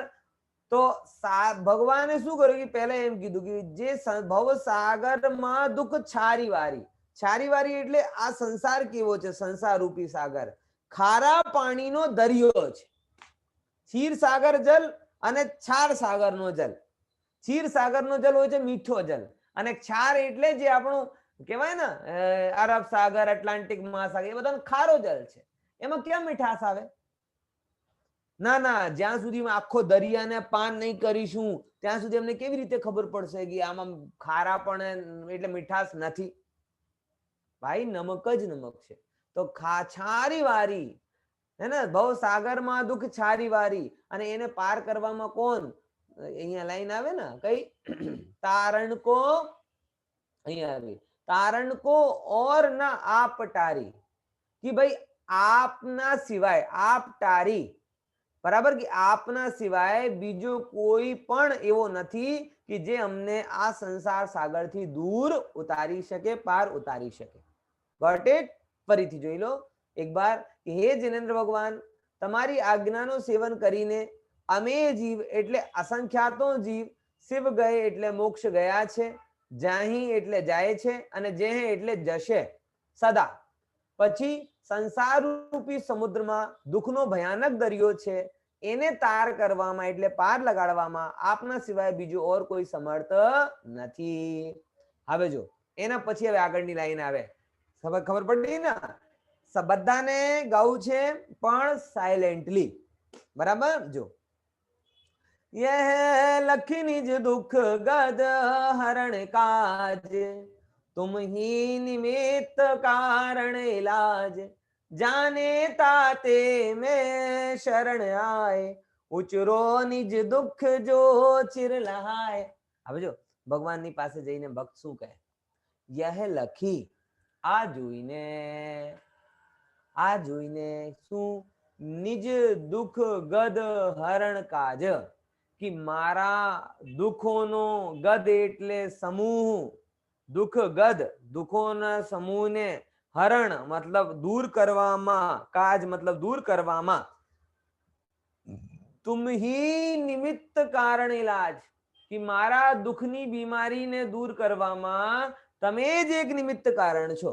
જો હવે હું તમને એક વાત કહું કે ચલો હજી તો 1,00,000 2 લાખ લોકોને કોરોના થયો, એવું થાય કે આખા સંસારમાં બધાને કોરોના થઈ જાય, એવું કહેતો નથી, એક કન્ડિશનની વાત તમને કરું. અને જગતમાં એક જ વેક્સિન મળે, એક જ ડોક્ટર હોય જે દુનિયામાં શું કરે, કોરોનાનો ઇલાજ કરતો હોય, તો લોકો કેવી રીતે જશે? એની પગ પકડી લેશે ને એની વેક્સિન માટે બ્લેક માર્કેટિંગ થશે ને એના માટે કરોડો કરોડો આપવા માટે તૈયાર થશે. બોલો થશે કે નહીં થશે? બધું કે જ્યારે આપણે એમ લાગે કે આ બધા દુઃખને દૂર કરવામાં માત્ર એ જ વ્યક્તિ સમર્થ છે, તો આપની એના પ્રત્યે કેટલી શ્રદ્ધા વધી જશે. તો આ ભવ્ય એવો જ છે, એવું નથી, મૂર્ખ ભવ્ય નથી કે ભગવાનની પાસે જતો રહ્યો. એ એમ કે હે ભગવાન, મેં બધું જોઈ લીધું છે, મેં આખા સંસારના ઘણા આટા ફેરા કર્યા, પણ મારા દુઃખોને દૂર કરવામાં કોઈ સમર્થ દેખાયો નથી. તમારી કહેલા તત્વના સિવાય મારું ભલું નથી. મારા સંસાર રૂપી રોગનો ઈલાજ માત્ર તમારી પાસે જ છે. આ તમે નિમિત્ત કારણ. કેટલો બહુમાન! આપણે તો હજી ખરેખર ભગવાનની કદર જ નથી, જ્ઞાનીઓની કદર નથી, જીનવાણીની કદર નથી, પરમાત્માની કદર નથી. કેમ? કેમ કે આપણે સંસાર ક્યારે રોગરૂપ લાગતો નથી. ખરેખર કહું ભાઈ, જે ક્ષણ આપણે સંસાર રોગરૂપ લાગશે એ ક્ષણ રોગને દૂર કરનારાની મહિમા પણ વધી જશે. અત્યારે આપણે નથી લાગતો, આપણે ગમે છે, નથી ગમતો આવો પ્રશ્ન જ નથી. જો ખરેખર સંસાર ના ગમતું હોત ને તો અત્યાર સુધી પરમાત્માની વાણી, પરમાત્માની વેક્સિન કામ કરી ગઈ હોત. પણ આપણે એવું ગમે છે. આ શું કહીએ? જાને તાતે મેં શરણાય, આ જાણીને કે તમે જે શું કરનારા છો, મારા દુઃખોને દૂર કરનારા છો, તાતે મેં શરણાય, એટલા માટે મેં તમારી શરણ લીધી છે. અને ઉચરો નિજ દુઃખ, કે હું પોતાના દુઃખોને કહું છું. ઉચરો એટલે કહું છું, નિજ દુઃખ એટલે મારા દુઃખોને જે મેં શું કર્યા છે, ચિરલાહાએ, કે અનંત કાલથી જે દુઃખો મેં પ્રાપ્ત કર્યા છે એ દુઃખ હું તમારી સામે કહું છું. એટલા માટે કહું છું કે હે પ્રભુ, મને પાકી ખાતરી છે કે મારા દુઃખોને દૂર કરવામાં માત્ર ને માત્ર તમે જ સક્ષમ છો, બીજા કોઈ સક્ષમ નથી. ઓહો હો ભાઈ, તમને એવું લાગતું હશે કે તિજોરીમાં પડેલો ધન મારા દરિદ્રતાના દુઃખને દૂર કરી દેશે, ડોક્ટરીમાં પડેલી દવાઈઓ મારા બીમારીના દુઃખને દૂર કરી દેશે, પ્રેમાળ પૂર્વક સંબંધો મારા એ બીજા દુઃખોને દૂર કરી દેશે. એટલે યસથી મને આ કોઈ પણ વસ્તુ તમારા દુઃખોને દૂર કરવામાં સમર્થ નથી. જ્યાં સુધી તમે પરમાત્માની વાતને સાંભળશો અને સ્વીકારશો નહીં, ત્યાં સુધી તમારા દુઃખ દૂર થવાના નથી. આવે છે ને? એટલે આ બધી વસ્તુઓ નકામી છે જેને આપણે સમજી ચાલીએ છીએ. ખરેખર છેલ્લી ઘડી જ્યારે તમે કેલ્ક્યુલેટ કરશો તો તમને ખબર પડશે કે દુઃખ દૂર કરવાના નામે દુઃખના સાધનો જ ભેગા કર્યા. ખબર પડશે, અત્યારે પણ ખબર પડતી હશે. પડે છે કે નથી પડતી? અત્યારે બધા લોકો મોબાઈલ ને એમ કે અરે મોબાઈલ ને લીધે આમ થઈ ગયો, ત્રાસ થઈ ગયો, ત્રાસ થઈ ગયો, ત્રાસ. આવું થાય છે ને કે મોબાઈલ ના હોય, મોબાઈલ થી લીધે 24 કલાક આમ થાય, તેમ થાય, તેમ થાય. બોલો, આપણે લાવ્યા તો સુખ માટે ને, અને હવે શું થઈ રહ્યો છે? દુઃખ થઈ રહ્યો છે. એમ ભવિષ્યમાં બધી જગ્યાએ એમ લાગશે. જો ફરીથી કહું અર્થ કે બધાને ખબર પડી ગઈ? જો જય લખી એટલે આ જોઈને કે શું જોઈને? કે નિજ દુઃખ ગદ હરણ કાજ, કે મારા દુઃખોને દૂર કરવામાં તમે જ કેવા છો, નિમિત્ત કારણ છો. હે પ્રભુ, મેં તમારી શરણ આવ્યો છું અને મારા જે દુઃખ છે તમને કહું છું. બરાબર? હવે આગળનું પદ કહે છે દુઃખ કયા કયા છે એ કહે છે. તો બહુ સુંદર પદ છે. ભક્ત ક્યારે, જો સમજો, ભક્તિ એ નથી કે ભગવાન તમે મારા દુઃખોને દૂર કરો, હું શું મારી ભૂલને લીધે દુઃખ પામ્યો છે ને એ બતાવું છું. જો મેં ભ્રમ્યો અપને પો વિસરી આપ, अपनाए विधि फल पुण्य पाप, निज को पर को करे तापिछान, पर में अनिष्टता इष्ट थान. જો શું કહે છે? કોઈનો પ્રશ્ન તો વચ્ચે? કોઈ કઈ કહેવા માંગતો તો વચ્ચે? લાઈન કપાઈ. આપણે જે દુઃખ ગદ શબ્દ આવ્યો છે, ગદનો મતલબ શું થાય છે? સમૂહ કે બીમારી, બે અર્થ થાય. દુઃખ રૂપી બીમારી, ઇલાજ અર્થ કરીએ તો બીમારી થાય, ગદ એટલે સમૂહ પણ થાય, બંને અર્થમાં થાય. ઓકે, જો હવે અહીંયા જોઈશું આપણે કે જો આ સાચી ભક્તિ કહેવાય. હે ભગવાન, હું બીજાને લીધે ભ્રમું છું આવું નથી, મોટામાં મોટી ભ્રાંતિ. મેં ભ્રમ્યો અપન પો વિસર્યા, કે હે જિનેન્દ્ર, જો મેં ભ્રમણ કર્યો છે ને આ ગતિ 4 ગતિ 84 લાખ યોનિઓમાં, કોને લીધે કર્યો છે? આ તો જયારે એકબીજા જોડે ઝઘડા થાય ત્યારે એમ કહેવાય કે તમારે લીધે હું રખડું છું, એટલે તમારે લીધે હું દુઃખી થાઉં, ને તમારે લીધે મને આમ થાય, તમારે લીધે મને આમ થાય. પણ આ બધી મોહની ભાષા છે. જ્ઞાનની ભાષા કેવી છે કે મેં ભ્રમ્યો અપન પો, મેં ભ્રમિત થયો. કેમ ભ્રમિત થયો? અપન પો વિસર્યા, પોતાની જાતને ભૂલીને. હું દુઃખી થાઉં છું. કેમ દુઃખી થાઉં છું? કે હું મારી જાતને ભૂલી ગયો. અપન પો, અપને કો, વિસરી એટલે વિસ્મરણ કરીને, આપ એટલે પોતે. હું પોતે પોતાને ભૂલીને દુઃખી થાઉં છું. આ યુનિવર્સલ ટ્રુથ છે. બોલો, વિચાર કરો. તમે આમ વિચારો કે કોરોના લીધે તમે બીમાર થાવ છો કે તમારી ઇમ્યુનો કમજોર થાય છે એટલા માટે બીમાર થાવ છો? એ જ મરીજો જોડે સેંકડો લોકો રહે છે, એમને કંઈ થતું નથી. બરાબર? અને તમે કોઈને સેજ અડીને આવી જાઓ, કોરોના થઈ જાય. તો કારણ શું છે? એ કોરોના વાયરસ માત્ર કારણ છે કે તમારી ઇમ્યુનો કમજોર છે એ કારણ છે. પણ આપણે દોષી હાથ ધોવા માટે કોને ઉપાય કર્યા? માસ્ક શા માટે પહેરે? એટલે આપણે જેટલા ઉપાયો છે બહિર્મુખી છે, અંતર્મુખી છે જ નહીં. અરે પ્રભુ, હું કોઈને લીધે દુઃખી નથી, હું મારી જાતને ભૂલીને દુઃખી છું.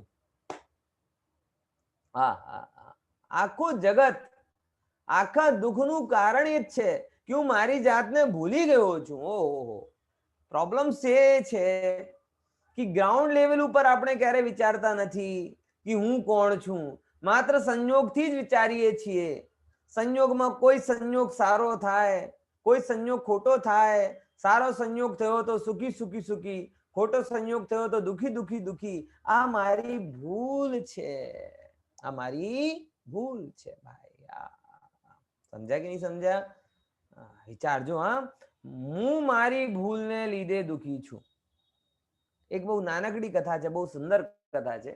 એક રાજા છે ને, રાજા એક દિવસ શું કહેવાય, એક એનો એક પુત્ર હતો, બરાબર.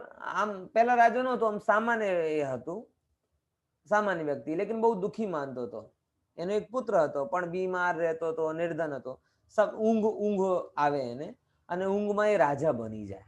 અને રાજા બનીને શું જોઈએ છે કે એના એક મોટો રાજા છે, રાજમહેલ છે, એના 8-10 છોકરાઓ છે, બરાબર. કરોડો કરોડો લોકો એની સામે ઉભા છે, સંપત્તિ છે, વૈભવ છે, આમ છે તેમ છે, બરાબર. અને એ બહુ મોજથી જીવન જીવે છે. એ જ સમયે એની પત્ની આવીને એને કહે કે તમારો છોકરો મરી ગયો છે, તમે ઊંઘી રહ્યા છો.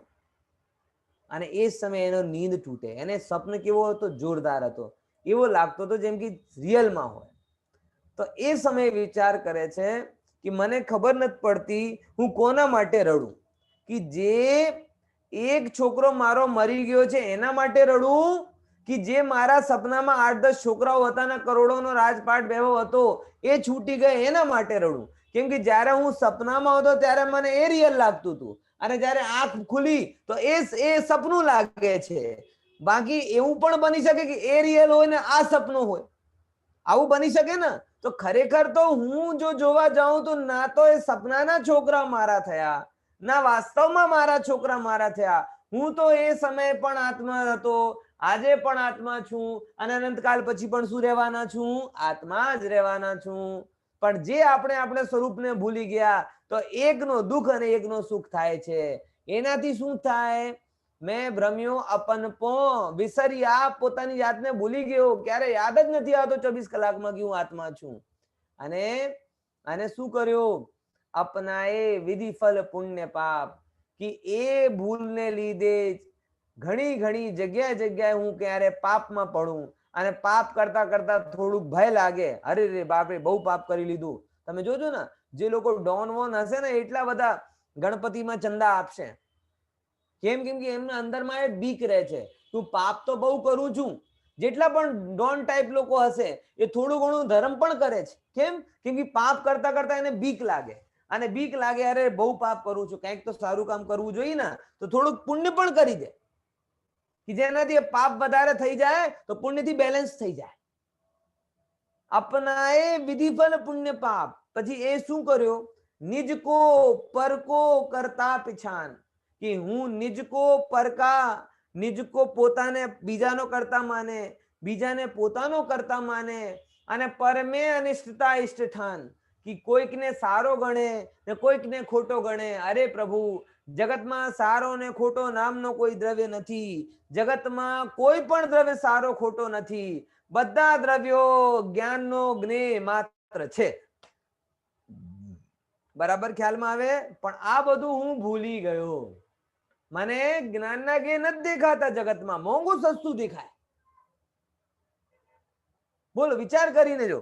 એક રિયલ ઘટના થઈ. હું એક જગ્યાએ મારા સાડા જોડે જતો હતો, બરાબર. તો એને ફરારી કાર ક્યારે જોઈ નહોતી, બરાબર. તો હું એક જગ્યાએ ગયો ને બાજુમાંથી ફરારી ઊભી હતી, અમે લોકો નોર્મલ ગયા અને પછી નીકળી ગયા.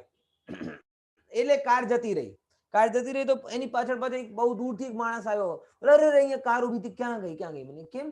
અરે ફરારી કાર હતી, એની જોડે ફોટો પડાવવાની હતી, 5.5 કરોડની હોય છે. ઓહો, જેમ આ સાંભળ્યું ને કે કેટલાની હોય છે, આ 5.5 કરોડની કાર હતી. તો મારો સાલો કે અરે હજી આપણે તો બાજુમાં ઉભા હતા, આપણે ફોટો નથી પડાવી, એટલે મોકો ચૂકી ગયા. એટલે વિચાર કરો ને, જ્યાં સુધી તમને ખબર નહોતી એ ફરારી છે ત્યાં સુધી ફરાર થવાનો પણ તમને દુઃખ ન થયો. અને જેમ તમને ખબર પડી કે ફરારી છે અને ભારતમાં 5-10 ગણતરીની હોય છે, અને તો પછી હવે દુઃખ શરૂ થઈ ગયો. પછી કે ના ના આ તો જે કેવું સુમ કરીને નીકળી ગઈ. 5.5 કરોડની ગાડી સુમ કરીને તો ખખડ ખખડ કરતી નીકળશે, શું થશે? સુમ કરીને જશે ને એ તો. પણ ખબર પડી ને દુઃખ શું છે? વસ્તુનું દુઃખ છે કે જ્યારે તમને એવું ખબર પડે કે આ આવું હતું ને આવું થઈ ગયું ને આ બધું છે. અરે પહેલા જ્ઞાનનો જ્ઞેય છે ને આજે પણ જ્ઞાનનો જ્ઞેય છે. નિજ કો ઇષ્ટ અનિષ્ટ જગતનો 5.5 કરોડની ગાડી હોય એ સાધારણ બધું જ્ઞાનનો જ્ઞેય છે. પણ આવું આપણે ખ્યાલમાં આવતું નથી. તો ભાઈઓ, જો તમને સુખી થવું હોય તો આ લાઈનને સમજજો. એ ભગવાન મેં બહુ દુઃખ ઉઠાડ્યા છે. જો શેના લીધે ઉઠાડ્યા છે? કોઈ બીજાને લીધે નથી. अपने को भूलीने, अपन को એટલે પોતાને ભૂલીને પછી શું કરે? વિવિધ વિવિધ પ્રકારના પુણ્ય ને પાપના ફળનું ભરાઈને એને સ્વીકારીને અને પછી પોતાને બીજાનો કરતા માનીને ને બીજાને પોતાનો કરતા માનીને અને પરમા ઇષ્ટનિષ્ઠ કરીને મેં ઘણા દુઃખ ઉઠાવ્યા છે. 4 વસ્તુ કીધી. કયા કયા?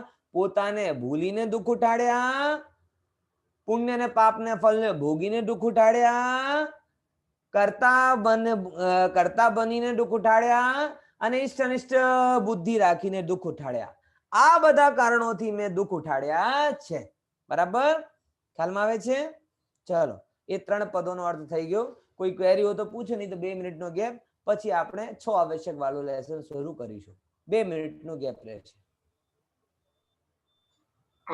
નવા લેસન ઉપર જઈશું. એ લેસન નું નામ છે 6 આવશ્યક. કયો આવશ્યક છે લેસન આપણું? 6 આવશ્યક. જો આ આપણી પાસે ટાઈમ છે 45 મિનિટ અને 45 મિનિટમાં આપણે એક 3 વસ્તુ કરવાની છે. કઈ વાંધો નહીં, આજે તો 2 લેસન થશે આપણી પાસે. 6 આવશ્યક વાળું પાઠ થશે ને 5મા નંબરનું થોડુંક લેસન થશે. બરાબર ને? ચાલો. બીજા નંબર એ જ કહું કે નમોકાર મંત્રના બીજું ચેપ્ટર વાંચવાની બધા તૈયારી કરજો, જેનાથી આપણે સહુલિયત રહે. ઓકે? 6 આવશ્યકનો પાઠ આપણે લઈશું. સૌથી પહેલા જેમ કે આપણે બહુ વેરી ફર્સ્ટ લેક્ચરમાં કીધું હતું, આ દેખાય છે અત્યારે 6 આવશ્યક લેસન દેખાય છે? દેખાય છે. ઓકે ઓકે, સારું. સૌથી પહેલા તમને મેં કીધું હતું કે આવશ્યક જો 2 વસ્તુ હોય છે. એક હોય છે થિયરિકલ આસ્પેક્ટ और એક હોય છે પ્રેક્ટિકલ આસ્પેક્ટ. હોય છે ને? બધી જગ્યાએ વસ્તુ હોય. સ્કૂલમાં પણ તમે જો ક્લાસરૂમ પણ હોય તો લેબ પણ હોય છે. લેબમાં શું કરાવવામાં આવે કે જે તમે થિયરી વાંચો છો એનો પ્રેક્ટિકલ કરવામાં આવે. હોય છે કે નથી હોતું એવું? હવે હું તમને એક ક્વેશ્ચન આપું કે તમે સાયન્સના સ્ટુડન્ટ હો તો તમારી લેબ કેવી હોવી જોઈએ? હોમ સાયન્સની કે સાયન્સની? કે ત્યાં ટેસ્ટ ટ્યુબ હોવી જોઈએ કે કડાઈ અને પેલું હોવું જોઈએ ચાય શક્કર દૂધ? એટલે સ્વાભાવિક છે કે જે થિયરી તમે વાંચો એનો જ પ્રેક્ટિકલ તમને કરવું જોઈએ. અગ્રી? સમજ્યા ને?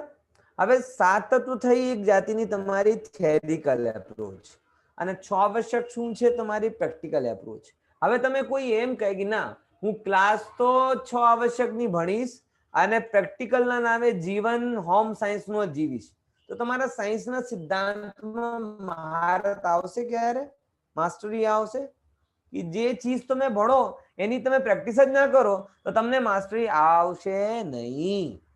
ખ્યાલમાં આવે છે કે નહીં? એવી જ રીતે અહીંયા છે. આવશ્યક એટલે અનિવાર્ય કામ. જો 6 આવશ્યક વાળો પાર્ટ પણ અહીંયાથી જ ચાલે છે.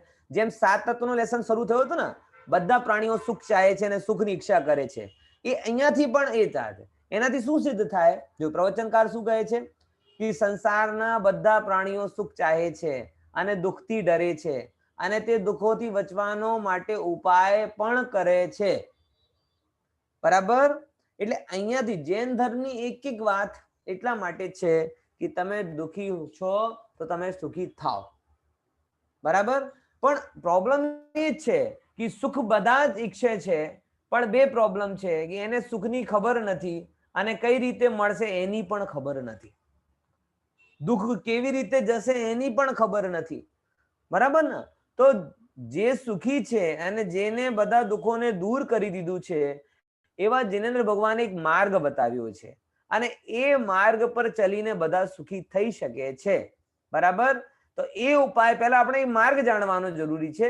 એની માર્ગની તમે પરીક્ષા કરી શકો છો અને પરીક્ષા કરવાથી તમને એ માર્ગ સાચો લાગશે જ, કેમ કે અનંત લોકો એ વસ્તુને પ્રૂફ કરી ચુક્યા છે કે એ જ માર્ગથી સુખ થાય છે. બરાબર, એ વાતની વાત અહીંયા કરે છે. તો એક શ્રોતા, તો પછી દુઃખથી બચવાનો સાચો ઉપાય કયો છે?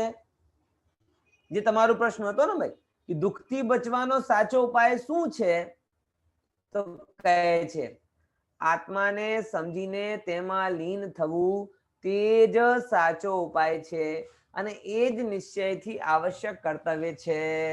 હવે જો આવશ્યકની પરિભાષા આવી ગઈ કે દુઃખોથી બચીને આત્મામાં લીન થવું એ જ સાચો ઉપાય છે અને જ્યારે એ જ આપણું કર્તવ્ય છે કે એ કર્તવ્યથી જ આપણે સુખી થઈ શકીશું ને. પોઈન્ટ ખ્યાલમાં આવે છે કે નહીં? તો લીન થવું એ સાચો ઉપાય છે અને એ જ નિશ્ચયથી આવશ્યક કર્તવ્ય છે. તો જેમ આ કોઈ વાત સાંભળે તરત જ કે અરે આપણે તો સાધુઓની વાત કરવા લાગ્યા, અમારા જેવા ગ્રસ્ત સાચું સુખ પ્રાપ્ત કરવા માટે શું કરે? કેમ અમે દીક્ષા લઈએ? કેમ આ બધું છોડીએ? કેમ આ બધું કરીએ? કોઈ સિમ્પલ ઉપાય બતાવો ને જેમાં ગ્રસ્તમાં રહીને અમને સુખ મળી જાય. આવી ગયો ને પ્રશ્ન તમારો ભાઈ? જો હવે એ કે ભાઈ સમજ, દુઃખને મટાડવા અને સુખ પ્રાપ્ત કરવાનો ઉપાય તો બધાના માટે એક જ છે.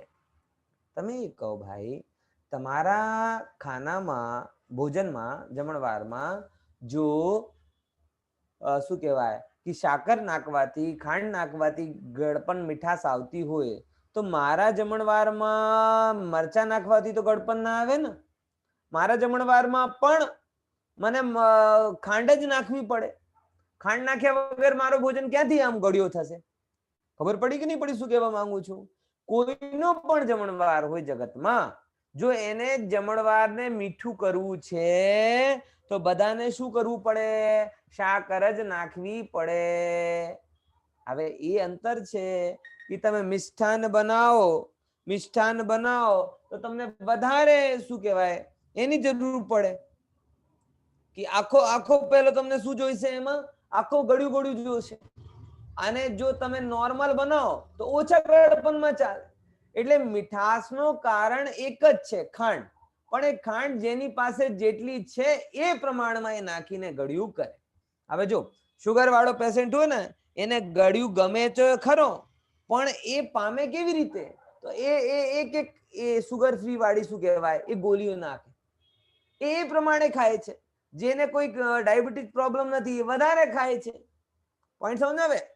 તો ઉપાય તો બદલાતો નથી ને, સાધન તો એનું એ જ છે, ક્વોન્ટિટી બદલાય છે. હવે આ કેવી વસ્તુ છે કે તમારા ભોજનમાં સાકર ગળ્યું કરે ને મારા ભોજનમાં નમક ગળી કરી દે, નમકથી મીઠાશ આવી જાય, આવું તો નહીં બને ને. એવી જ રીતે અહીંયા કહે છે દુઃખ મટાડવો અને સુખ પ્રાપ્ત કરવાનો એ તો બધાના માટે એક જ છે, બીજો કોઈ ઉપાય જ નથી.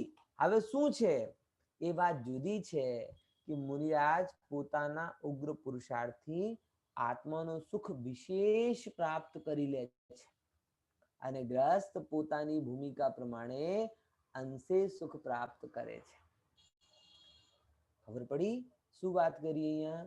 કે વાત આટલી છે, વાત તો સાચી જ છે કે ભાઈ એ પણ અંતર ક્યાં આવે? અંતર અહીંયા આવે કે મુનિરાજ ઉગ્ર પુરુષાર્થ કરે અને ગ્રહસ્થ સ્લો પુરુષાર્થ કરે. જો એક તમને નાનકડી વાર્તા કહું. એક પહાડ પાસે એક ભાઈ આવે છે, બરાબર ને? અને જાય છે અને એક બેને જોઈને પૂછે છે કે બેન, આ ડુંગર સુધી જવામાં મને કેટલી વાર લાગશે? આ ડુંગર સુધી જવામાં મને કેટલી વાર લાગશે? તો આ બેન એની વાત સાંભળે અને સાંભળીને પાછું રસોઈનું કામ કરતા જાય. બરાબર? તો એને તો એમ લાગે કે આ થોડી મૂડી જેવી છે એટલા માટે મારા પ્રશ્નો જવાબ નથી આવતી, આગળ જતો રહ્યો. અને જેમ આગળ ગયો ત્યારે બેન કે અડધો કલાક લાગશે.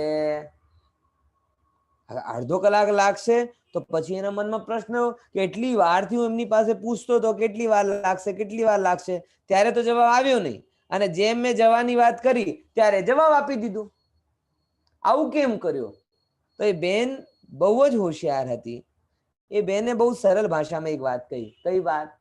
કે ભાઈ, જ્યાં સુધી મને તમારી સ્પીડની ખબર ના હોય કે તમે કઈ સ્પીડથી ચાલો છો, ત્યાં સુધી હું કેવી રીતે કહું કે તમે અડધો કલાક લાગશે કે પોણો કલાક લાગશે કે કલાક લાગશે? ખબર પડી? રસ્તા તો એટલું જ છે. જો તમારી ચાલવાની સ્પીડ મધ્યમ હોય તો અડધો કલાકમાં પહોંચી જાઓ, અને તમારી ચાલવાની સ્પીડ બહુ ફાસ્ટ હોય તો તમે 15 મિનિટમાં પહોંચી જાઓ, અને તમારા પગમાં પેરાલાઇસિસ થઈ ગયો હોય તો તમે 5 ડગલા ચાલવામાં કલાક લાગશે. સમજ્યા કે નહીં સમજ્યા? એટલે કામ આટલું જ છે, ઉપાય બદલાતો નથી, તમારી સ્પીડ ઝડપ છે. તો મુનિરાજને પણ આટલું જ રસ્તો તય કરવું છે. ગ્રસ્ત માટે પણ એ જ કામ છે, પણ અંતર કેટલું છે કે મુનિરાજનું પાવર વધારે હોય, એટલે મોક્ષ માર્ગમાં દ્રઢ છે ને, તો એ પોતાનું કામ ઝડપથી કરી લે છે અને અલ્પકાળમાં મુક્તિની પ્રાપ્તિ કરે. કામ આપને પણ એવું જ કરવું છે, પણ આપણી સ્પીડ અત્યારે શું કહેવાય કે 4G ના ડેટા જ્યાં સિગ્નલ ના મળતા હોય તો 2G ચાલે, પણ 2G માં ફાઇલ ડાઉનલોડ કરવી હોય ને 4G માં ડાઉનલોડ કરવી હોય, ફેર પડે કે નહીં પડે? ફાઇલનો સાઇઝ તો ઓછો નથી થતો, પણ નેટની સ્પીડથી ડાઉનલોડિંગનો ટાઈમ ઘટી જાય. ખ્યાલમાં આવે છે ને? આપણે બધા અત્યારે જે લોકો જીનવાણી સાંભળી રહ્યા છે, એટલીસ્ટ આપણે માનીને ચાલી કે એનો 2G નેટ શરૂ થયો છે. જે સમકિતી છે એમનો 3G ચાલે છે, અને જે મુનિરાજ છે એ 4G વાલા થઈ ગયા. બરાબર? અરે આગળ વધવાના છે, એ પણ 5G માં પણ આવી જશે. એટલે ફાઇલ આટલી ની આટલી જ છે, કામ આટલું નું આટલું જ છે. તમારો નેટ જેટલો ફાસ્ટ થશે એટલો તમારું આ કામ ઝડપથી થશે. મને અત્યારે નેટ કેમ યાદ આવ્યો? કેમ કે મારી પાસે મેસેજ આવ્યો કે તમારો 90% વપરાઈ ગયો છે. એટલે મને નેટની સ્પીડની ચિંતા થઈ.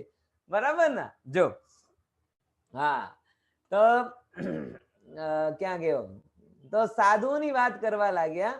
અમારા જેવા ગ્રસ્ત સાચું સુખ પ્રાપ્ત કરવા માટે શું કરે? તો અહીંયા કહે છે, દુઃખ મટાડવા અને સુખ પ્રાપ્ત કરવાનો ઉપાય તો બધાના માટે એક જ છે. એટલે માર્ગ જુદો જુદો નથી, એક જ છે. એ વાત જુદી છે કે મુનિરાજ પોતાના ઉગ્ર પુરુષાર્થથી આત્માનું સુખ વિશેષ પ્રાપ્ત કરી લે છે, અને ગ્રસ્ત પોતાની ભૂમિકા પ્રમાણે અંશે સુખ પ્રાપ્ત કરે છે. બરાબર? અંશ અને પૂર્ણતાનું અંતર છે. ઉક્ત માર્ગે ચાલનાર સમ્યક દ્રષ્ટિ શ્રાવકને આંશિક શુદ્ધિ રૂપ નિશ્ચય આવશ્યકની સાથે સાથે સુવિકલ્પ પણ આવે છે. તેને વ્યવહાર આવશ્યક કહે છે. જો હવે બે વસ્તુ થઈ ગઈ, નિશ્ચય આવશ્યક કયો છે ને વ્યવહાર આવશ્યક કયો છે, એ વાત અહીંયા આવે છે. જો આગળ ઘણી બધી વસ્તુ આવશે કે નિશ્ચયથી પોતાની આત્માની શુદ્ધિ, બરાબર, આંશિક શુદ્ધિ, એ શું કહેવાય? નિશ્ચય આવશ્યક કહેવાય. તમારે કોઈ વિઘ્ન ના પડે એટલા માટે હું જે મારો નેટ પેક એક્ટિવ વધારે કરાવી લઉં, નહીં તો વચ્ચેથી ક્લાસ કપાઈ જશે. બરાબર? ત્યાં એક સેકન્ડ તમે ધ્યાન રાખજો. તો શું કહેતો હતો હું તમને કે મુનિરાજ બે ટાઈપનો આવે. કયો? કે એક તો બે જગ્યા દિમાગ રહે. 1 મિનિટ માટે તમે ઉભા રહો બધા, નહીં તો ગડબડ થઈ જશે. હા,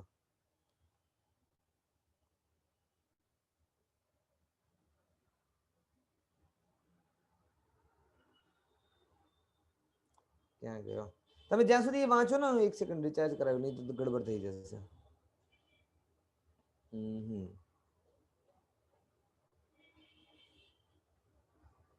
ચલ, બસ ડન. હવે હું નિર્વિકલ્પ થઈ ગયો, વચ્ચેથી કપાશે નહીં. હા, જો જાદવ પરની હું ઘણી ક્ષણ છે ને, ખરેખર તમને કહું છું, મને તો ઘડી ઘડી આ બધી વસ્તુ જીનવાણીની સિદ્ધ થાય છે. અને એક વસ્તુ ઉપર પણ જો તમારી ડિપેન્ડન્સી વધે ને, તો કેટલા વિકલ્પ ઉત્પન્ન થાય? થાય કે નહીં થાય? આ નેટ પતી ના જાય ને, નેટ આમ ના થઈ જાય ને, નેટ તેમ ના થઈ જાય, એટલા લોકોને ડિસ્ટર્બ થશે, આમ થશે.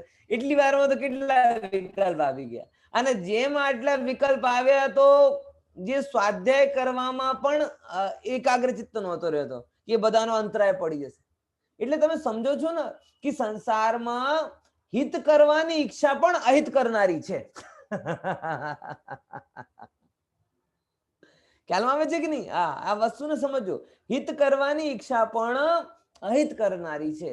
એટલે પરમાત્મા શું કરે છે કે પરમાત્મા તો પોતાનો હિત કરીને બેસી ગયા છે અને એ જ કાર્ય આપણે કરવાનું છે, એ જ આવશ્યક છે. એટલા માટે તો આપણે ત્યાં કહેવામાં આવે છે આત્માનું ભવન જરૂરી છે, બાકી બધું મજબૂરી છે. આવશ્યક શું છે? એક આત્માનો અનુભવ કરવાનું, બાકી બધું તો ચાલે એવું છે. પણ શું કહીએ, ગ્રસ્ત અવસ્થામાં છીએ ને તો આવા બધા આપણે ભાવ પણ આવે. કયા? કે ભાઈ જે સાંભળ્યું છે બધાના લોકોને બધું સાંભળવા મળે, આવા ભાવ પણ આવે. પણ એ ભાવ પણ ખરેખર આમ જોવા જઈએ તો દુઃખ જ આપનારા હોય છે. ચલો, તો નિશ્ચય આવશ્યક કોને કહેવાય? આંશિક શુદ્ધિ, આત્માની આંશિક શુદ્ધિ, એનું નામ નિશ્ચય આવશ્યક. અને સાથે સાથે શું કહેવાય? આવશ્યકની સાથે જે સુવિકલ્પ આવે છે તેને વ્યવહાર આવશ્યક કહેવાય છે. એ 6 પ્રકારના હોય છે. બરાબર? વ્યવહાર આવશ્યક કેટલા પ્રકારના હોય છે? 6 પ્રકારના. ચલો આપણે આ વિચાર કરી. હવે થોડીક આપણે પ્રેક્ટિકલ એપ્રોચ થી વાત કરીશું. કઈ પ્રેક્ટિકલ એપ્રોચ? એ 6 પ્રકારના આવશ્યક કયા કયા હોય? દેવ પૂજા, ગુરુપાસ્તી, સ્વાધ્યાય, સંયમ, તપઃ, દાનં ચેતિ ગ્રસ્તાનામ, સત્કર્માણી દિને દિને. કયા કયા છે? દેવ પૂજા, ગુરુઓની ઉપાસના, સ્વાધ્યાય કરવું, સંયમથી રહેવું, તપ કરવું અને દાન કરવું. એ શ્રાવકના વ્યવહાર રૂપથી 6 આવશ્યક છે. ઠીક છે? નિશ્ચયથી કેટલા આવશ્યક છે? 1. અને વ્યવહારથી કેટલા આવશ્યક છે? 6. આવશ્યક કયો છે? એક જ છે. પણ એ આવશ્યકની સાથે સાથે, જેમ કે મેં કીધું ને, થિયરીની સાથે સાથે પ્રેક્ટિકલ પણ હોય છે. શું કીધું? થિયરીની સાથે સાથે પ્રેક્ટિકલ પણ હોય છે. પણ એ પ્રેક્ટિકલ થિયરી માટે હોય છે. આવશ્યકના સંદર્ભમાં કહું, સોગાનીજીની વાત મને યાદ આવે છે કે સોગાનીજી ગુરુદેવ પ્રત્યે કેમ આકર્ષિત થયા? બોલે સોગાનીજી ગુરુદેવ પ્રત્યે એક લાઈન થી આકર્ષિત થયા હતા. કઈ લાઈન? કે એક જ આવશ્યક છે, 6 આવશ્યક છે જ નહીં. કયા? કે જગતમાં એક આત્માનો અનુભવ કરવું એ જ આવશ્યક છે. બરાબર? આ તો આઈડલ વાત થઈ.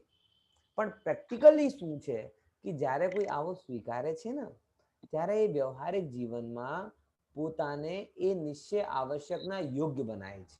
શું કરે છે? નિશ્ચય આવશ્યકના યોગ્ય બનાવે. અને યોગ્ય બનાવવા માટે એને અમુક ગુણોની જરૂર હોય. દાખલા તરીકે આપણે કહીએ કે ભારત એક આદર્શ દેશ હોવું જોઈએ, કઈ ચોરી ચકાટી ના હોવું જોઈએ, બધા લોકો પાસે રહેણી કરણીની વ્યવસ્થા હોવી જોઈએ, આમ જોવું જોઈએ, તેમ હોવું જોઈએ. પણ હોવું જોઈએ, પણ આ વ્યવસ્થા પ્રગટ કેવી રીતે થાય? બોલે અમુક અમુક કન્ડિશનથી થાય.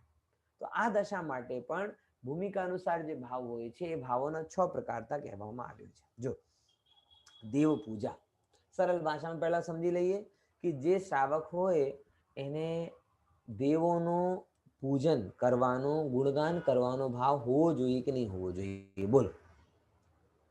શ્રીમદજીને તમે વાંચશો તો તમને ખબર પડશે કે શું પ્રભુ ચરણ કણે ધરું, આત્માથી સૌહીન. કે ભાઈ કે તમને ભગવાનનો કેટલો માન આવે. જિનેન્દ્રની પ્રતિમા જો તમારી સામે હોય તો તમે એમ લાગે, અહો અમે લોકો પામર જીવો, અમને કઈ ખબર નહોતી. જો પરમાત્માની વાણી ના આવી હોત તો અમને ક્યાંથી ખબર પડવાની હતી કે આત્મા કોણ છે, ધર્મ શું છે? બોલો, આજ વિચાર કરીને તો જો આજે એટલા બધા લોકો છે, કેટલા લોકોને આ ખબર છે કે આત્મા છે કે નથી? કેટલા લોકોને ખબર છે કે આત્મામાં સુખ છે કે નહીં? એટલે જે ભીડમાંથી જે જિનેન્દ્ર ભગવાનની વાણીને આપણે વસ્તુનું સાચું સ્વરૂપ બતાવ્યો છે એનું બહુમાન આવવું જોઈએ કે નહીં આવવું જોઈએ? એટલે એ બહુમાનનું નામ દેવ પૂજા છે. પછી ભગવાન તો ડાયરેક્ટ કંઈ કહેતા નથી. એ ભગવાનની વાત બતાવનારા કોણ છે? ગુરુઓ છે. જો ગુરુ ના હોત તો ભગવાન અને અમારા વચ્ચે કમ્યુનિકેશન કેવી રીતે થાત?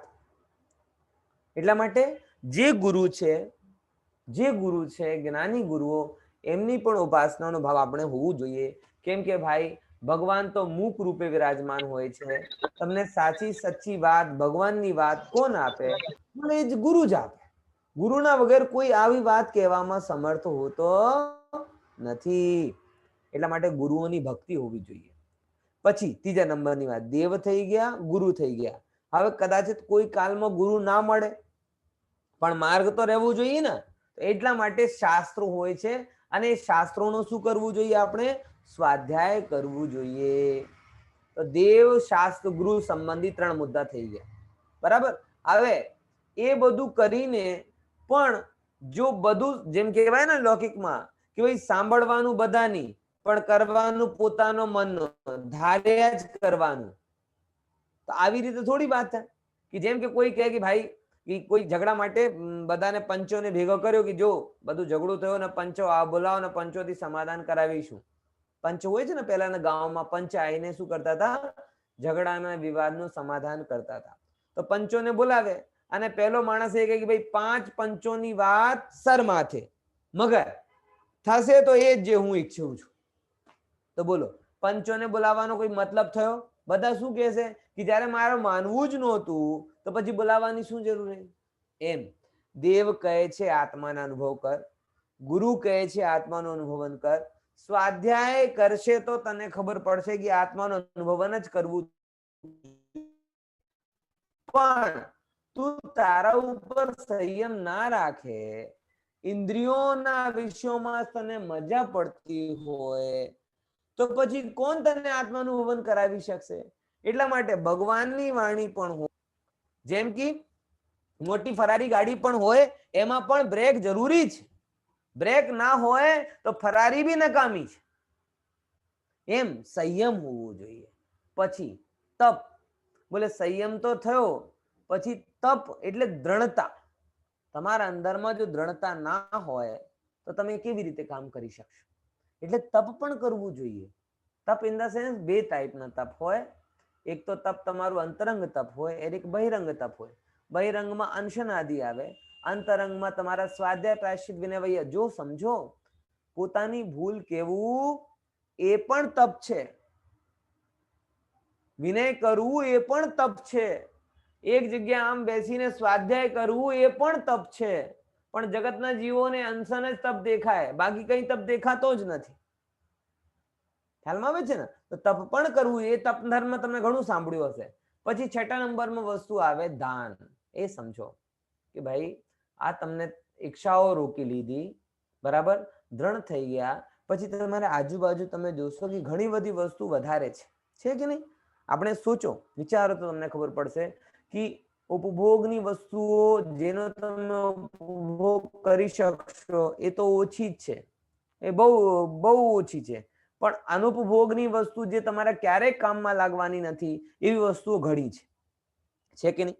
તો જે વધારે વસ્તુઓ છે એનું શું કરવાનું? બોલે એ વસ્તુઓનું દાન કરી દેવાનું. આ સિમ્પલ ભાષામાં તમને કીધા. હવે જો અહીંયા આપણે સમજીશું કે કૃપા કરીને સંક્ષેપમાં સમજાવો.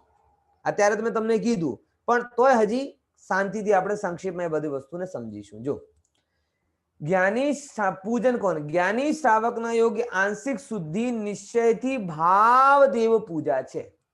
શું કીધું? ભાવદેવ પૂજા શું છે? સાચું કહું ને ભાઈ, તમારા અંતરમાં જે આંશિક રૂપે શુદ્ધિ પ્રગટ થઈ ને એ નિશ્ચયથી ભાવદેવ પૂજા છે. જગત એને પૂજા ગણે કે ભગવાનની સામે જલ, ચંદન આદિ ચડાવ્યો એનું જ નામ પૂજા છે. બોલે ના, ભાવદેવ પૂજા નહીં. તમારા અંદરમાં જે પવિત્રતા આવી એનું નામ ભાવદેવ પૂજા છે. અને સાચા દેવનું સ્વરૂપ સમજીને તેમના ગુણોનું સ્તવન તે વ્યવહારથી ભાવદેવ પૂજા છે. કે સૌથી પહેલા તો તમારા અંદર જો પૂજા કરતા પહેલા શું થાય? ખરેખર પૂજા કરતા પહેલા જે આપણે જલ, ચંદન આદિની પૂજા દેખાય છે ને, એના પહેલા શું થાય? એના પહેલા ભગવાન પ્રત્યેનો બહુમાન હોય, અને એ બહુમાનના લીધે આપણે શું જઈએ છીએ? બંધ તરફ જઈએ છીએ. તો જે અંદરનો બહુમાન છે ને એ શું છે? એ મૂળ કારણ છે.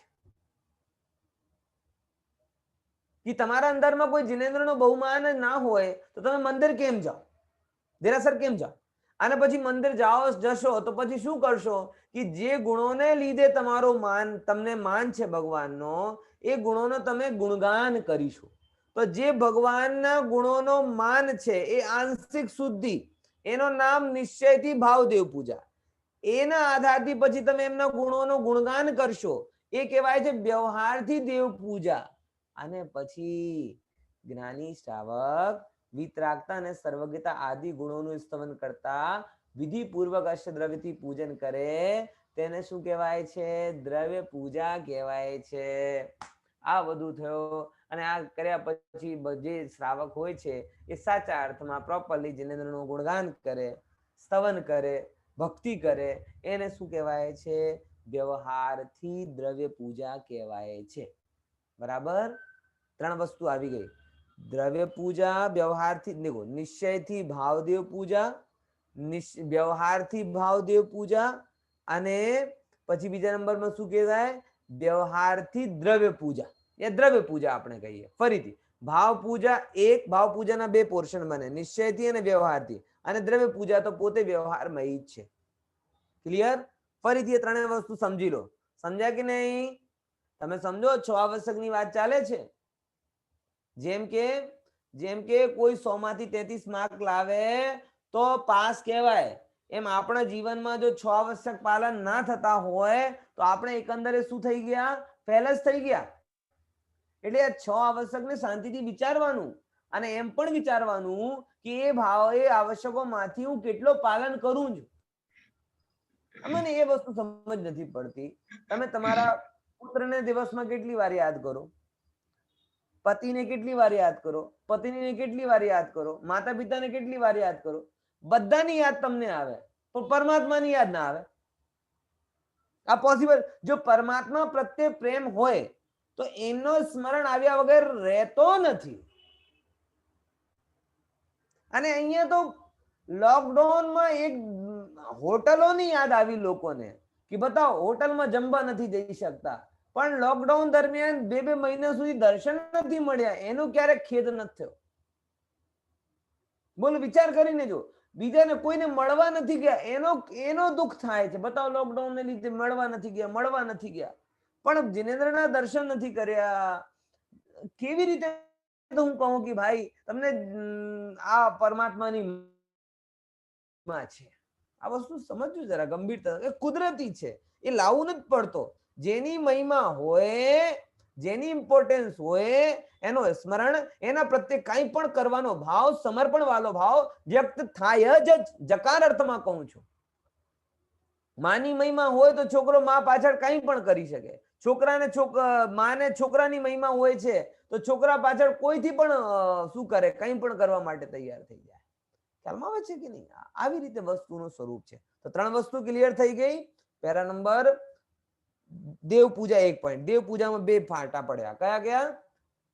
કયા? ભાવ ઓર દ્રવ્ય. હવે ભાવમાં પાછા 2 પડ્યા. એક તો નિશ્ચયથી ભાવ અને વ્યવહારથી ભાવ પૂજા, અને પછી દ્રવ્ય પૂજા. ઠીક છે? તો સૌથી પહેલા આવશ્યક કીધું આત્મિક શુદ્ધિ. નિશ્ચયથી ભાવદેવ પૂજા શું છે? કે જ્ઞાની શ્રાવકના યોગ્ય જે આત્મ શુદ્ધિ છે ને, એ ભાવ આવશ્યક છે. એ જ ભાવદેવ પૂજા છે. પછી વ્યવહારથી શું કહેવાય? બોલે કે એ જિનેન્દ્રનો જે તમને બહુમાન છે ને, એના તમે ગુણગાન કહેશો કે હે ભગવાન, પ્રભુ તુમ જલ સે શીતલ હો, ચંદન થી શું છો? અવિકારી છો, અક્ષત છો, આમ છો, તેમ. એ બધું જે તમે ગુણોનો ગાન કરી રહ્યા છો, એ બધા શું કહેવાય? વ્યવહારથી ભાવદેવ પૂજા. 2 વસ્તુ થઈ ગઈ. ભાવદેવ પૂજા પૂરો થયો. હવે દ્રવ્યદેવ પૂજા, કે જેના અંદરમાં ભાવદેવ પૂજાના ભાવ છે, એ જીવ 8 દ્રવ્યોથી જે જિનેન્દ્રનો ગુણગાન કરે, જલથી, ચંદનથી અને બધું શુદ્ધ વસ્ત્ર પહેરીને વિધિપૂર્વક. વિધિપૂર્વક શબ્દનો મતલબ ખબર પડી ને, કે જે સિસ્ટમ આપણે ત્યાં બતાવ્યું છે, શુદ્ધ વસ્ત્ર પહેરીને આ શુદ્ધ દ્રવ્યથી, બરાબર, એ પ્રોપર પેટર્નથી જે કરે એનું નામ શું કહેવાય? દ્રવ્ય પૂજા કહેવાય છે. કેટલા લોકો, હું અત્યારે હાથ તો નથી ઉઠાડતો, પણ કેટલા લોકો છે જે દિવસમાં પૂજન કરે છે? આ હું બધા 6 આવશ્યક વિચારજો. અને એ પછી શું થાય? તો હું આટલું જ કહું, કરીને જોજો શું થાય છે, પછી તમને ખબર પડશે. આપણે અત્યારે પ્રારંભિક દશામાં છીએ, અવલંબનની જરૂર પડે છે. શું કીધું? સર્વથા આપણે નિરવલંબન નથી થઈ ગયા. સાધુ થાવ ને ત્યારે પૂજન છૂટે. સાધુ થાવ ને ત્યારે પૂજન છૂટે. અને હું બીજો તમને પ્રશ્ન કરું, તમને રાગનો એક પણ અવલંબન છૂટતો નથી. નિમિત્ત છે ને નિમિત્ત, તો તમને રાગના નિમિત્તો તો છૂટતા નથી. ફોન હાઈ ક્લાસ જોઈએ, ટીવી હાઈ ક્લાસ જોઈએ, જમવામાં પણ હાઈ ક્લાસ જોઈએ, તો રાગના બધા સાધનો હાઈ ક્લાસ જોઈએ. અને ધર્મના સાધનોની ખબર જ ન હોય, પડી જ ન હોય, પરવા ન હોય. આવો થોડી ચાલે ભાઈ. ખ્યાલમાં આવે? એટલે શક્ય હોય તો દર્શન પૂજન આદિ કરવું જ જોઈએ. બોલો જયંતિભાઈ.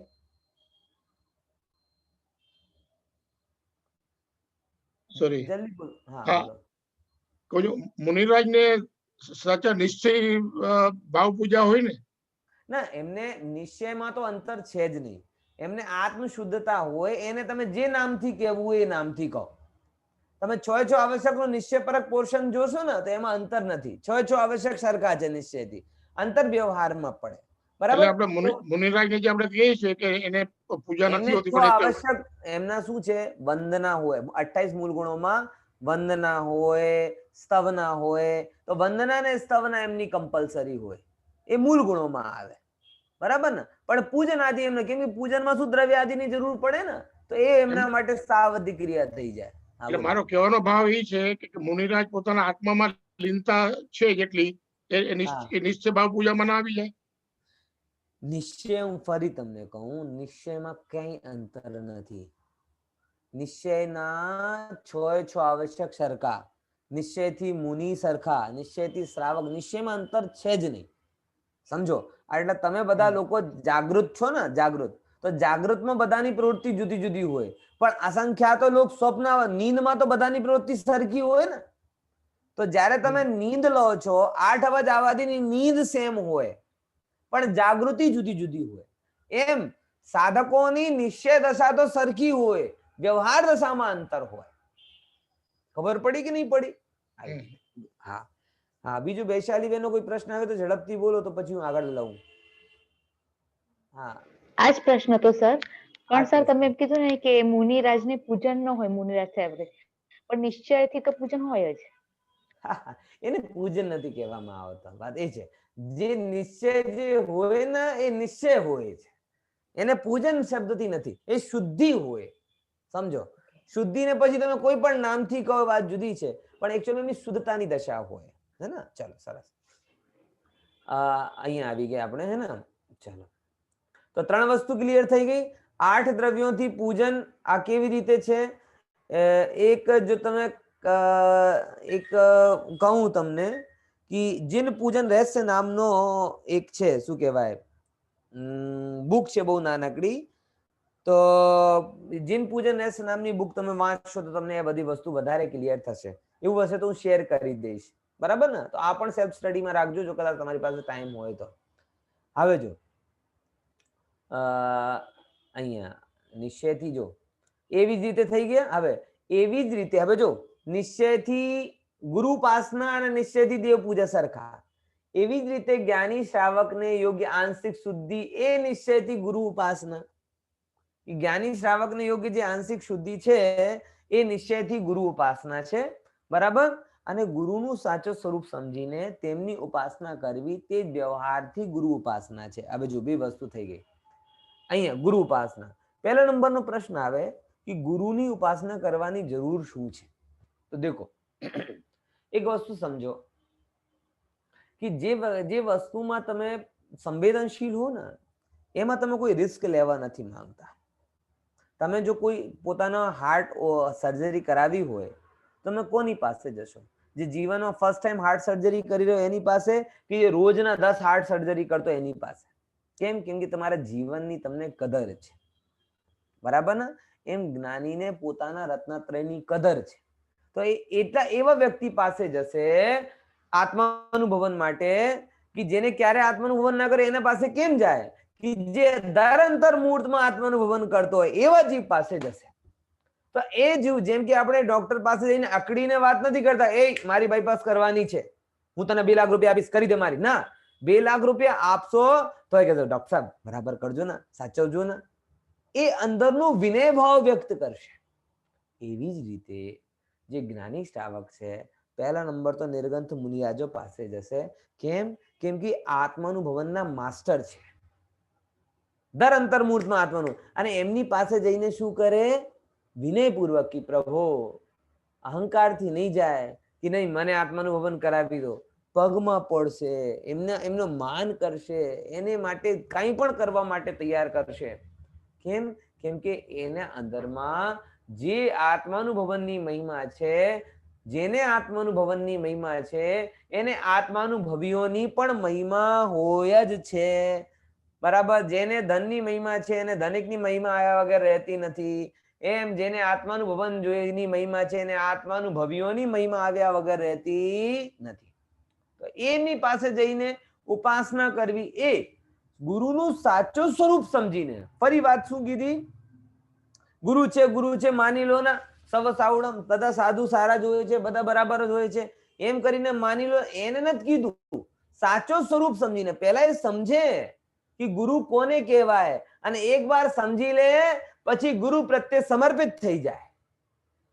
પછી વારંવાર શક ના કરે કે ગુરુ આવું કેમ કહે છે, ગુરુ આવું કે. ગુરુ કહે છે કે ભાઈ જો તારા આ કરવાથી તારો હિત થશે, તો એવી શ્રદ્ધા એની દ્રઢ હોય કે એ એમના પ્રત્યે સમર્પિત થઈ જાય. રામજીભાઈ પ્રત્યે એવી વાત આવે છે, ગુરુદેવ પ્રત્યે એમની કેટલી શ્રદ્ધા હતી કે એ ઘણી વખત એમ કહેતા હતા કે જો કદાચ મારી ગુરુદેવ પ્રત્યે શ્રદ્ધા એટલી છે, જો કદાચ એ બર બને ને, લગન કરે ને લગન, તો હું એનો અનવર બની જઈશ. ખબર પડે છે? હે, આવું કહેતા હતા. પણ એ કથન પ્રત્યે એમનું બહુ મોટો રહસ્ય હતો. એનું કારણ કેમ કે એમને એટલું વિશ્વાસ હતો ગુરુદેવ પ્રત્યે કે જો કદાચ એ લગ્ન પણ કરવા જાય ને, તો એમાં પણ એમને જગતનું કઈ સાચો અને સારો કરવાનો ભાવ હશે, તો હું એમાં પણ સપોર્ટ કરીશ. જો બહુ વિચારી એમને ગુરુ નક્કી નહોતા કર્યા, બહુ નિર્ણય કરીને નક્કી કર્યા. તો એવું જ તમને કહું કે ગુરુ નિર્ણય કરતા પહેલા જેટલી તપાસ કરવી હોય એટલી કરી લો. ડોક્ટર કહો સારો છે, પોતાનો હાર્ટ તમે એમને સોંપો છો તો એના પહેલા બહુ તપાસ કરો છો, પણ જ્યારે ઓપરેશન કરે છે ત્યારે પછી કહેતા નથી કે નહીં આ બાજુથી કાપો ને, આ બાજુથી કાપો ને, આવું સ્ટિચિંગ લો ને. ના, એ એમનો વિષય છે. ખબર પડી કે નહીં પડી? તો તપાસ કરવાની ક્યારે? પહેલા. પછી સમર્પિત થઈ જવાનું. જે તપાસ કર્યા વગર સમર્પિત થાય છે એ જીવ ગમે ત્યાં જઈ શકશે, અને જે તપાસ કરીને પણ સમર્પિત નથી થતો એ જીવ ક્યારે પામતો નથી. બંને વચ્ચે સમજો વસ્તુને. આ હું બહુ વિચારીને તમને આ વાત કહું છું, ગંભીરતા સાથે, કે જે તપાસ કર્યા વગર સમર્પિત થઈ જાય એ પોતાના હાર્ટને ગમે ત્યાં આપી દેશે, કોઈ હાર્ટનો સુધારશે નહીં, કિડની ઓર કાઢી લેશે. એ ખોટી વસ્તુ. આવું નહીં કરવું. તપાસ કરવાની, ગુરુનો સ્વરૂપ સમજવાનું. પણ એક વાર નિર્ણય કરી લીધું કે સાચા ગુરુ આવા જ હોય છે, પછી વારંવાર આવું કરીએ તો કેવું રહેશે, આવું કરીએ તો કેવું રહેશે, ના. પછી ગુરુનો નિર્ણય કરવું હોય કરી લીધું, પછી જે ગુરુ કહે છે એ માર્ગ ઉપર આજ્ઞા પ્રમાણ સ્વીકાર કરી લેવું જોઈએ. જો આજ્ઞાનો ભાવ તમારા અંદરમાં નહીં આવે તો અહંકારનો ભાવ આવી જશે. ખબર પડી? આજે મોટા ભાગે મુમુક્ષુમાં આ જ સમસ્યા છે. આજ્ઞાનો ભાવ ગૌણ થઈ ગયો છે, અહંકારનો ભાવ પ્રબળ થઈ ગયો છે, જ્ઞાનીઓ પ્રત્યે સમર્પણ નથી રહ્યો. દરેક જગ્યા શું કહેવાય કે શક શક, આવું આવું કેમ કરે છે, આવું એ કેમ કરે છે, આવું એ કેમ કરે છે, અને એનાથી લાભ કોનો થાય, હાનિ કોની થાય? તમારી શ્રદ્ધા બેસતી નથી, તમે એની વાત ઉપર ભરોસો કરતા નથી. ભરોસો કરતા નથી તો જે માર્ગ ઉપર તમને ભરોસો જ નથી ત્યાં તમે આગળ વધતા નથી, અને આગળ વધશો નહીં તો પામશો ક્યાંથી?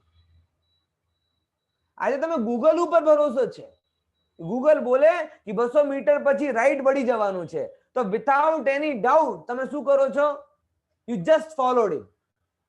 તમને ખબર નથી ક્યાં લઈ જશે, બટ તમે શું છે, ગૂગલનો ભરોસો છે કે ના આ ખોટું નહીં બતાવે. આવું જ અહીંયા ગુરુ કહે. એ ગૂગલ લોકનો ગૂગલ છે, લોકનો ભોમિયો છે, તો આપણા નગ્ન દિગંબર મુર્યાદ મોક્ષ માર્ગના ભોમિયા છે. અને એ તમને લોકમાં ભરમાવે તો મુનિયાસ તમારો લોકનો અંત કરે. બસ જસ્ટ તમને શું કરવું છે? અમુક સમય નિર્ણય કર્યા પછી શ્રદ્ધાન કરીને આગળ વધવું. તમે 50 ડોક્ટરનો નિર્ણય કરો પણ આગળ એકમાંય ના બંધો તો તમારા અંદરની બીમારી દૂર થવાની નથી. ઘણા લોકો આખી જિંદગી ડોક્ટર નું સર્વે કરતા કરતા કાઢી દે, પણ ભરોસો કરતો નથી તો હાર્ટ એટેક મરી જાય. એમ નથી કીધું તપાસ નહીં કરો, તપાસ કરો, પણ તપાસનો પણ એક સમય હોય, પછી શું કરો, આગળ વધો. ખ્યાલમાં આવે છે ને? તો ગુરુ ઉપાસનાનો મતલબ ખબર પડી શું છે કે ગુરુનો સ્વરૂપ સમજીને એમના બતાવેલા માર્ગ ઉપર એમના બતાવેલા માર્ગ ઉપર આગળ વધવું, એનો નામ સાચા અર્થમાં ગુરુ ઉપાસના કહેવાય છે. Got it? જો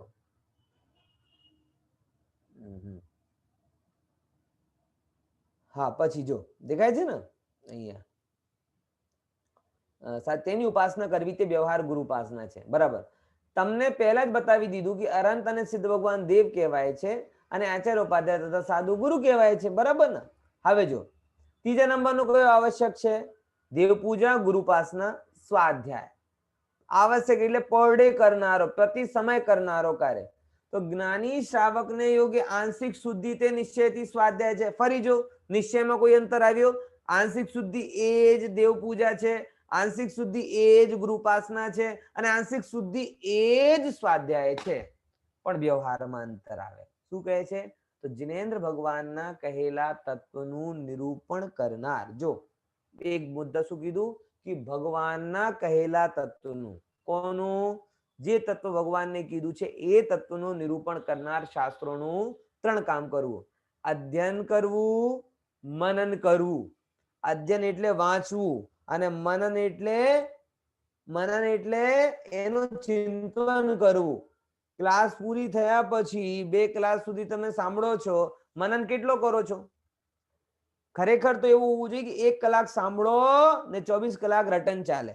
અત્યારે આવું થઈ ગયું છે આપણામાં કે 24 કલાક સાંભળે ને 1 કલાક પણ તમે પૂછો કે શું સાંભળ્યો તો યાદ ના રહે. એટલા માટે તમારા સિલેબસમાં એક મુદ્દો કીધું, ભાવ ભાષણ, ગણધર મૂલ્યાંકન. એ શું કીધું છે કે તમારા અંદરમાં એ સિલેબસના પાર્ટ છે. ગણધર મૂલ્યાંકન, ભાવ ભાષણ, વિષય પ્રતિબોધ, એ બધા કેમ રાખ્યા કે તમે એની સાથે સાથે શું કરો? સમજો, પ્રેક્ટિકલ એપ્રોચથી વસ્તુનું ચિંતન કરો, મનન કરો. બરાબર ખ્યાલમાં આવે છે કે નહીં? આવા તમારે પૂછવામાં પણ આવે કે કોઈ પણ દાખલો હું આપીશ સિદ્ધાંત, એને તમે પ્રેક્ટિકલ જીવનમાં કેટલો અપ્લાય કરો? આ તમારા સિલેબસનું પાર્ટ છે. એટલા માટે આ એંગલથી પણ તમે સ્વાધ્યાય કરજો. ગોખવાનું જ નામ સ્વાધ્યાય નથી હોતો. એકચ્યુઅલી સ્વાધ્યાય તો રૂપાંતરણની પ્રક્રિયા છે. બરાબર? જ્યાં સુધી એ પ્રક્રિયા પૂરી ના થાય ત્યાં સુધી તમારો સ્વાધ્યાય પૂરો થયો નથી. બરાબર? તો સ્વાધ્યાય કોને કહેવાય? કે નિશ્ચયથી આંશિક શુદ્ધિ અને વ્યવહારથી શાસ્ત્રોનું અધ્યયન મનન કરવું. આ તો 3 થયા. હવે જો આ તો 3 થયા. અરે ભાઈ શાંતિ રાખો, આટલી ઉતાવળ ઠીક નથી. તો પ્રવચનકાર કહે સાંભળો, જ્ઞાની શ્રાવકને યોગ્ય આંશિક શુદ્ધિ એ જ નિશ્ચયથી સંયમ છે. શું કીધું? નિશ્ચયથી કોને કીધું? જો કે આંશિક શુદ્ધિ એ જ સંયમ છે. અંદરમાં જે શુદ્ધતા પ્રગટ થઈ એ શુદ્ધતા જ બધું કામ કરાવે છે. એ શુદ્ધતા ના હોય તો કોઈ કામ ક્યાંથી થાય? ફોર એક્ઝામ્પલ, તમને જે અંદરમાં રહેવાની કઈ વસ્તુ લાવવાની ઈચ્છા થઈ, જેમ તમને ઈચ્છા થઈ પછી તમે બધું કામ કરશો, કોઈ સર્ચ કરશો, જશો, એક બે જગ્યા જોશો, ઈચ્છા થઈ તો બધું કરશો. એટલે મૂળ કારણ શું છે? એમ નિશ્ચય મૂળ કારણ આવે કે તમારા અંદર શુદ્ધતા પ્રગટ થઈ ને, એ મૂળ કારણ. પછી આગળ જે કંઈ પણ કરો એ આગળની વાત આવે. તો જેના અંદરમાં આંશિક શુદ્ધિ પ્રગટ થઈ નિશ્ચયથી સંયમ છે અને એની સાથે હોવાવાળા ભૂમિકા અનુસાર 2 ટાઈપના પરિણામ. કયા? હિંસાદિથી વિરતિ એટલે 5 પાપોથી દૂર થવું. એ એક પ્રકારનો સંયમ. બરાબર? એક પ્રકારનો સંયમ શું થયો કે ભાઈ હું ત્રસની હિંસા નહીં કરીશ. હિંસા એ પ્રાણી સંયમ કહેવાય કે હું પાણીનો બગાડ નહીં કરીશ, હું અગ્નિકાયકની હિંસા નહીં કરીશ, હું આ અષ્ટમી ચૌદસના દિન હરિવનસ્પતિનું સેવન નહીં કરીશ. તો એનાથી દૂર થઈ રહ્યા છો. હિંસાદિથી વિરતિ. અને સેમ ઇન્દ્રિય સંયમ એટલે ઇન્દ્રિય નિગ્રહ. એટલે ભાઈ હું 5 ઇન્દ્રિયના વિષયોમાં જ પ્રવર્તન નહીં કરીશ, હું 5 ઇન્દ્રિયોનો સંયમ રાખીશ, કારણ કે એ ઇન્દ્રિય અને ઇન્દ્રિયોની વિષયની ઈચ્છા એ રાગાદી ઉત્પન્ન કરનારી છે અને મને તો વિતરાગી રહેવું છે. તો કેવી રીતે ઈચ્છા ફાવશે મને? ખ્યાલમાં આવે છે ને? આવે એટલા માટે એ વ્યવહાર સંયમ છે. તો સંયમ વ્યવહારનો બે પ્રકારનો થયો. નિશ્ચયથી એક વસ્તુ, વ્યવહારથી બે આવી, પ્રાણી સંયમ અને ઇન્દ્રિય સંયમ. પ્રાણી સંયમમાં શું કીધું? હિંસાદીથી દૂર થવું. અને ઇન્દ્રિય સંયમમાં શું કીધું? કે જે 5 ઇન્દ્રિયના વિષયો છે ને, કે ભાઈ સ્પર્શન ઇન્દ્રિયના વિશે હું કેટલો કરીશ, રસના ઇન્દ્રિયમાં કેટલી વસ્તુનો સંયમ રાખીશ, કેટલી વસ્તુનું સેવન કરીશ, કેટલાનું નહીં કરીશ, કેટલી વસ્તુ હું ત્યાગ કરીશ, એ સ્ત્રોત્ર પરફ્યુમનો ત્યાગ કરીશ. આ બધી વસ્તુ જે આવે ને ઇન્દ્રિય સંયમ, એ બધી વાત. જો 5મા નંબર તપની વાત. જ્ઞાની શ્રાવકને યોગ્ય આંશિક શુદ્ધિ અર્થાત શુભાશુભ ઈચ્છાઓનો ઉત્પન્ન ના થવું એ નિશ્ચય તપ છે. આત્મા એટલી ઉત્પન્ન નિર્મળ થાય કે એના અંદરમાં કોઈ પણ જાતની ઈચ્છા જ ના હોય. ઈચ્છા જ ના હોય તો એનું નામ નિશ્ચય તપ. બરાબર? એવી શુદ્ધિ. જો બધી વસ્તુનું કારણ, સંસારમાં પ્રવર્તનનું કારણ શું હતું? ઈચ્છા જ હતી ને. તો ઈચ્છા જ ના હોય એનું નામ નિશ્ચય તપ. અને તેની સાથે હોવા વાળા, જો એની સાથે, એટલે નિશ્ચય વગર વ્યવહાર થતું નથી. તમારા અંદરમાં એવી નિર્મલતા પ્રગટ થઈ કે કોઈ પણ જાતની ઈચ્છા નથી. એની સાથે સાથે તમે જો બહારમાં જે શુભ ભાવ થાય, કયા ભાવ? કે આહાર આદિના ત્યાગ કરવા રૂપ અનશન, ઉનોદર, વૃત્તિ પરિસંખ્યાન, બરાબર? પછી અંતરંગમાં પ્રાયશ્ચિત, વિનય, વૈયવ્રત આદિના ભાવ, અંતરંગ તપ. એ બધું શું કહેવાય? વ્યવહાર તપ. ખ્યાલમાં આવે છે કે નહીં? હા, અઘરું તો નથી પડતો ને? તો મને તો કઈ દેખાતો નથી, બધા તપમાં જતા રહો હમણાં. હે, ઘણા ઘણા ઘણા સમયથી કોઈ કઈ જોયું નથી. બરાબર? મ્યુટ કરીને બધા છો તો પોતપોતાના અંતરંગ તપમાં જતા રહો. હા, એવું નહીં રાખતા ભાઈ, થોડા જાગૃત રહો. હા ને? હશો જ ના હોય તો હવે બીજું શું કરી શકીએ અમે. બરાબર? તો નિશ્ચય તપ અને વ્યવહાર તપ બંનેને સમજવા. વ્યવહાર તપમાં અંશન આદિના ભાવ આવે અને નિશ્ચય તપમાં શુદ્ધોપયોગ રૂપ તપ આવે. કેવું તો ઘણું છે, હવે એમાં કેટલું આપણે એમાં ચર્ચામાં લઈશું એ પ્રશ્ન આવે. તમે વાંચજો, બસ આટલું જ કહું. સ્વાધ્યાય કરો, સ્વાધ્યાય કરો, બધું ખબર પડશે. એક દિવસમાં કઈ ખબર ના પડે, હે ને? પણ તમે વાંચજો વારંવાર, એનાથી બધું આઈડિયા લાગે. આ તો સમજો તમને આ જે સપ્તાહમાં મળે છે ને, લકીલી આ સપ્તાહમાં 2 વાર તમને મળી જશે, કાલે ફરી આવશે ચાંદ. પણ જીનવાણી એવી નથી. જીનવાણી 24 કલાકની વસ્તુ છે. આ હું કહું ફૂલ ટાઈમ જોબ નહીં, પાર્ટ ટાઈમ જોબ પણ નહીં, આ ઓલ ટાઈમ જોબ છે. જીનવાણી કેવી છે? ઓલ ટાઈમ જોબ છે. અમે લોકો તો એને ફૂલ ટાઈમ તો કરતા જ નથી, પાર્ટ ટાઈમ નથી કરતા, વીકેન્ડ બનાવ્યો છે. હે, વીકેન્ડ હશે તો આપણો નરભાવનો ધી એન્ડ નહીં થઈ જશે. બરાબર ને? તો ફૂલ ટાઈમ નહીં રાખવાનું, પાર્ટ ટાઈમ પણ નહીં રાખવાનું, ઓલ ટાઈમ જોબમાં કન્વર્ટ કરવાનું એને. દેખો, વ્યવહાર તપ થયો. હવે 6 નંબરની વસ્તુ શું આવે? દાન. તો જ્ઞાની શ્રાવકના યોગ્ય આંશિક શુદ્ધિ તે નિશ્ચય પોતાને શુદ્ધતાનું દાન છે. પોતાને શુદ્ધતાનું દાન. સૌથી મોટો દાન તમે કોને કરી શકો છો? પોતાને જ કરી શકો છો. પોતાને શુદ્ધોપયોગના માધ્યમથી પોતાને ભગવત્તાનો દાન કરો, એ જગતમાં મોટામાં મોટો દાન છે. પછી વ્યવહાર કોને કહેવાય? સ્વ અને પરના અનુગ્રહ માટે જે વસ્તુથી જો દાન આપવાથી કોઈ બહારનો અનુગ્રહ નથી થતો, પોતાનો પણ અનુભવ થાય. અનુગ્રહ એટલે ભલું. તમને કોઈને પૈસા આપ્યા, વસ્તુ આપી, તો બીજાનું તો ભલું થયો, પણ તમારું ભલું કેવી રીતે થયો? અરે, તમારા અંદરમાં જેટલો લોભ થયો ને, લોભ, એ લોભ ઓછો થયો, એ તમારું ભલું છે. વિશ્વની ઈચ્છા ઓછી થઈ, એ તમારું ભલું છે. આ જીવને જો ધર્મપૂર્વક જે દાન કરે છે, એ આમ એમ કરે છે ના ભાઈ તમને દાન આપવાથી મારું પણ ભલું થાય છે. લેકિન જેને જીવનમાં ધર્મ નથી હોતો ને, દાન કરે તો આમ થઈ જાય. જો મારી માલા લગાવો, મારી ફોટો બતાવો, મારી મૂર્તિ સ્થાપિત કરો, કેમ કે હું દાન, મારો નામ લખો, આમ. કેમ કે એ જ માને છે કે મેં શું કર્યો છે? મેં બધાનો હિત કર્યો છે. પણ ભગવાન એમ કહે છે કે દાની કરીને કોઈ બીજાનો હિત કરે છે કે નથી કરતો એની ગેરંટી નથી, પણ સત્કાર્યમાં દાન કરીને તમે તમારું હિત કરો છો, એ વાત પાકી છે. બરાબર? અને વ્યવહાર દાન 4 પ્રકારનું હોય. કયા? આહાર દાન એટલે ભૂખ્યા આદિ લોકો હોય એને આહાર કરવાની વ્યવસ્થા કરાવવાની, જેને જ્ઞાન ના હોય એને જ્ઞાનના સાધનો આપવાના કે શીખાવાનું, માંદા લોકો હોય એની ઔષધ આદિ કરવાની, ઔષધ દાન, અને જીવોની રક્ષા થાય એવું અભયદાન કરવાનું અને પોતે અભય રહેવાનું. એ 4 પ્રકારના દાન છે. ચારોની ચર્ચા બહુ ઘણી લાંબી છે એટલા માટે અત્યારે આપણે નથી કરતા. હવે બહુ મુદ્દો વસ્તુ એ આવે 2 મિનિટમાં આપણે ચર્ચા કરીશું. નિશ્ચય અને વ્યવહાર આવશ્યકમાં તફાવત શું છે? તો એ બધું સુંદર વસ્તુ છે. નિશ્ચય શુદ્ધ ધર્મ પરિણતિ છે, તેથી ત્યાં બંધનું અભાવ કારણ છે, અને વ્યવહાર આવશ્યક પુણ્ય બંધનું કારણ છે. સમજો, નિશ્ચય સાક્ષાત ધર્મ છે અને વ્યવહારથી પુણ્યનું બંધન થાય છે.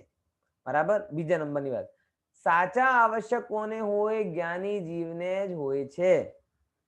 સાચા આવશ્યક કોઈ અમને બહાર ગયા દેવ પૂજા કરી લીધી તો અમારે આવશ્યક એવું નથી. જ્યાં સુધી આપણે સાચા આવશ્યકની રિહર્સલ કરીએ છીએ પણ જ્યાં સુધી આત્માનું ભવન ના થાય ત્યાં સુધી આપણા સાચા નહીં કહેવાશે. બરાબર. તો કે સાચા જ્ઞાની જીવને દેવ પૂજન આદિ કરવાના ભાવ તો અજ્ઞાનીને પણ થાય તથા મંદ કશાયના સ્વભાવ પ્રમાણે પુણ્ય બંધ પણ થાય છે. પણ સાચો ધર્મ જે નિશ્ચયની સાથે વાળો હોય એ તો જ્ઞાનીને જ હોય છે. તો જો આપ એમ કહેશો તો અજ્ઞાની જીવ દેવ પૂજન આદિ આવશ્યક કાર્ય છોડી દેશે, મંદિર નહીં જાય. પછી તમે કેમ કહેતા હતા પંડિતજી કે મંદિર જવું જોઈએ, પૂજન કરવી જોઈએ, દાન આપવું જોઈએ, આમ છે તેમ છે? તો ભાઈ અહીંયા પ્રવચનકાર કહે છે ઉપદેશ તો ઊંચો ચડવાના માટે આપવામાં આવે છે. કોઈ દેવ પૂજન આદિ છોડીને અશુભ ભાવમાં લાગી જશે તો પાપ બંધ કરશે. એટલે અમે તો તમને આગળ વધારવા માટે એમ કહીએ છીએ કે ભાઈ તું દેવ પૂજા આદિ તો કરે છે, આત્માનું ભવન ઓર કરી લે તો તારું દેવ પૂજા સફળ થઈ જશે. નિજ દેવના દર્શન કરવાથી તારો દેવ દર્શન સફળ થશે. ચૈતન્ય ગુરુની શરણ લેવાથી તારી ગુરુ ઉપાસના સરળ થશે. પોતાના સ્વભાવનું અધ્યયન કરવાથી તારો સાચો સ્વાધ્યાય થશે. સ્વરૂપમાં લીન થવાથી સંયમ થશે. સ્વરૂપની દ્રઢતાથી તપ થશે અને સ્વરૂપને શુદ્ધતાના દાન કરવાથી તારો સાચો દાન થશે. એમ જે તું બહારની ક્રિયાઓ કરે છે એ બહારની ક્રિયાઓ પણ નિશ્ચયથી સફળતાને પામશે. માટે બહારની ક્રિયાઓને છોડવાનું નહીં, પણ એ બહારની ક્રિયાઓની સાર્થકતા અનુભવ સાથે થશે. માટે આત્માનુભવનો પ્રયાસ કરવાનો, વધારે પ્રયાસ કરવાનો. જે કરે છે પ્રયાસ તો કરે જ છે પણ એના માટે થોડુંક વધારે થાય એ પ્રમાણે આ વાત છે. બરાબર. કાલે આપણે કર્મનું લેસન ભણીશું. બધા ટાઈમસર 7 થી 9 વાગે ઉપસ્થિત થઈ જશો. કોઈ પ્રશ્ન હોય તો કહેજો. એ બધા 4 પ્રશ્નો ઉત્તર તમને લખીને લાવવાના છે. કોઈ પ્રશ્ન છે હોય તો રાખીજો, ગ્રુપમાં કરજો શેર. હા બોલો અંકિતાબેન, શું છે? એક બે પ્રશ્ન લઈ લઈએ. અનમ્યુટ કરો, અનમ્યુટ કરો. તમે એવું કીધું હતું ગુરુ ઉપાસનામાં કે ગુરુની બહુ પરીક્ષા નહીં કરવાની, એટલે આઈ મીન અત્યારના સમયમાં તમે બહુ જ શંકા કરો ને અહંકાર આવી જાય છે, તમે કોઈને ફોલો નથી કરતા. ફરી કહું, બે વસ્તુ કહું. પરીક્ષા પહેલા કરવાની, પછી સમર્પિત થઈ જવાનું. મારા બહુ ક્લિયર પણ કટ અત્યારે જ્ઞાની ના હોય તો જ્ઞાનીના એબ્સન્સમાં શું કરવાનું? ટોડરમલજી સાહેબ એમ કહે છે કે કાગડો હંસ ના હોય તો કાગડાને હંસ થોડી કહેવાય. એટલે હંસના જે લક્ષણ છે એ તો પકડવાના. પછી એકવાર હંસ મળી ગયો પછી કે ના ના તું બાર દૂધ અને પાણીને અલગ કરીને બતા, દૂધ અને પાણીને અલગ કરીને બતા, તો બાર એ શંકા કરવું ઠીક નથી. હંસ છે એટલું તો નિર્ણય કરવું જ પડશે ને, નહીં તો કાગડાને હંસ માની લેશે.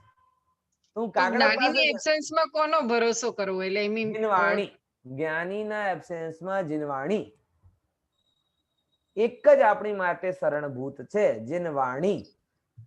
કુંદકુંદ આચાર્ય દેવને પણ આવું જ કીધું છે, સ્વાધ્યાય કરો, દેવશાસ્ત્ર ગુરુનો શ્રદ્ધાન કરો, ના હોય તો સ્વાધ્યાય કરો, એનાથી બધું મળે, તમે ગુરુ થઈ જશો એમ. બરાબર. તો જે કોઈ પણ તમને હોય જીનવાણી પ્રમાણે જે કહેતો હોય એ ગુરુ તુલ્ય જ છે. ગુરુ નથી, જીનવાણી ગુરુ છે, પણ એ જીનવાણીની વાત જે બતાવે એ પણ એક તરીકે સીધે. બરાબર. બોલો. ચાલો આપણે જીનવાણીની વિનય કરવી છે, જીનવાણી સ્તુતિ કરી લઈએ. જીનવાણી કે જ્ઞાન સે સૂજે લોકાલોક, સોવાણી મસ્તક નમો સદા દેત હું લોક.